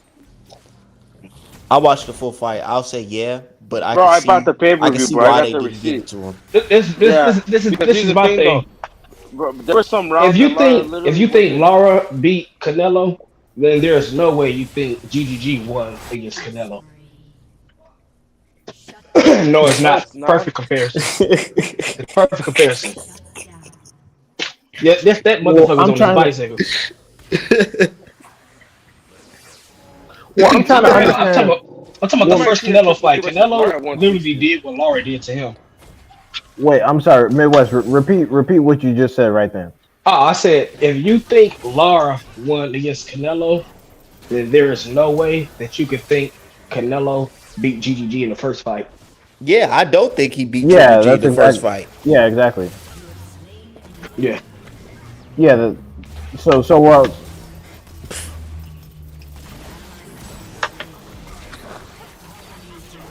yeah, I don't think anybody. Them first like four rounds, that motherfucker came out looking smooth. I'm like, damn, I ain't never seen this nigga move like this. Yeah, that's what I swear, and that's when he got caught up with the he won that first fight. And then when he got caught up with the pads, Hakeem, I said it all makes sense because I said I'd never seen this nigga look like this ever. He hit that nigga with that fucking hook. I'm like, he beating off in this nigga. Canelo beat him the second fight. Yeah. I don't even think Canelo fans think that Canelo won that first fight. I really don't. Nah, be honest, bro, because Canelo tried out, but second fight Canelo won. Nah, Canelo won the second one. The first one, I'm not gonna lie, that's one of my favorite Canelo fights, though. Yep. Yeah. The second fight he definitely won. He looked good in the fight. Yeah. See, as a Canelo fan, I'm not. No, Canelo, fucked him because he had him back. The first fight, a lot of fans were mad because they thought he was running, but they don't understand. Canelo was trying to box Triple G. Then Canelo saw that, got angered, and that's why he brought it to him. Because nah, he was running. He was running for his fucking life. Because what do you mean running for his life? So Polo, running tell for me his life.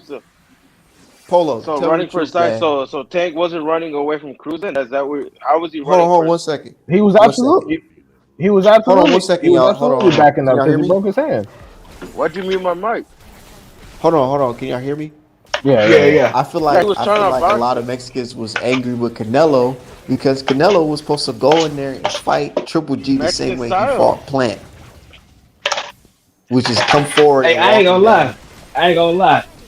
The Mexican fans was on his ass after that first Canelo fight. They're like, man, wait a minute. Yep. They were like, you fighting like a bitch, nigga. What the fuck is this?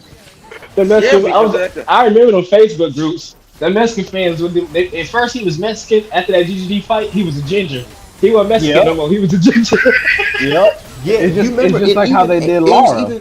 It was even to affect what Abel Sanchez said. Canelo came in the ring as a Mexican, left like a black guy.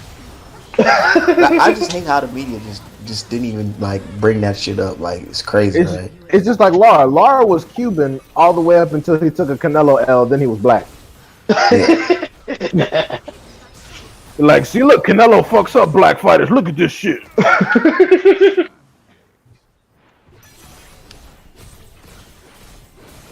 and that's why I made that post on Twitter and people really retweeting and on Instagram as well, saying things like, "Yo, is it like?" Because I said, "How do you guys view? How do Latinos view Errol versus Ugas? Do y'all view it as a black versus Latino fight or black versus black fight?" It depends on how much trouble. It depends on how much trouble Cubans get in. Like it's Latino, like bro. no, But like you Polo. know, Polo, what do you think? Latino, but you know, since the art man, we can't celebrate his victory because he's not Mexican, but he's Latino, bro. They're gonna look at it as Latino. I mean, if he loses, you know, like he went in there, did his thing. I mean, you'll see that people will be happy for him, but like he's Latino, he's gonna say he's Latino, Afro Latino. Yeah, but if he lose, it's the that's Afro. not, bro. Who said that? No, he loses. I'm We're just not saying gonna. that's because Polo, we just see stuff like that, so that's why we saying it. We're not accusing Yeah, I feel you you, of doing bro. that. No, because To be honest, I don't know why Cuban fighters come out and say they Cuban. It ain't like as many Cubans in America and shit like that. Just come out and say you eat the fucking They be in that Mexican and say you motherfucker black. with one flag. You go to the crowd, it be one motherfucker with a Cuban flag. That's Hey, motherfucker, you don't claim you Cuban, If you go to all your Florida. fights better be in Miami. Right. Right. No, literally, like just real shit. Hell yeah, they got some good ass food. What do you think about Morrell though? You think Morrell can stop Plant? Nah, I don't think so. I think he'll probably get a decision, but it's not. He's not gonna stop him. Like they're probably gonna like make him fight past contenders, and then they'll throw him a contender. But like, yeah, Who's we gotta up there see that he can fight. That's a contender.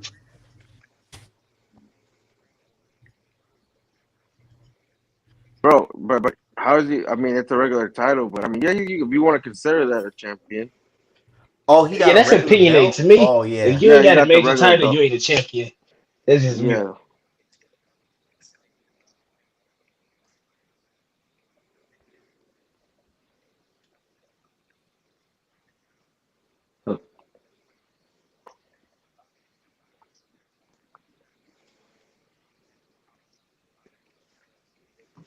I don't know about that one, Chief, because he has a couple. Nah, he's right. He's right. He's right.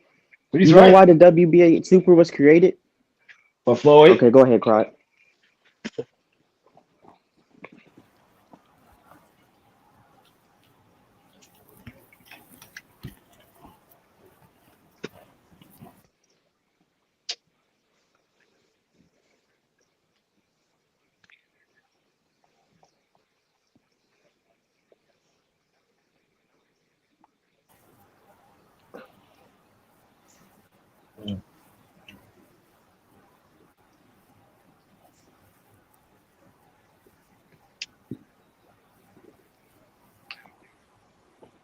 You gotta have multiple belts to keep the fuck shit in boxing. So when you need to move motherfuckers a certain way, you can move them.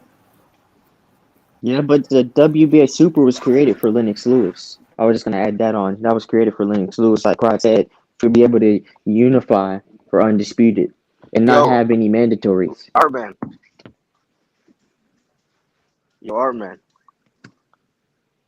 Yo. Yes, he's asleep. So. No, he was talking like 2 minutes ago. Oh no, he muted his mic. I'll say, but yeah, I just got my mic on mute. But y'all go ahead. Say, so if oh man, he had it on mute. Can you hear me? Yeah. Yeah. So Artman, what do you think if Ugas wins? Should Latinos celebrate? Obviously,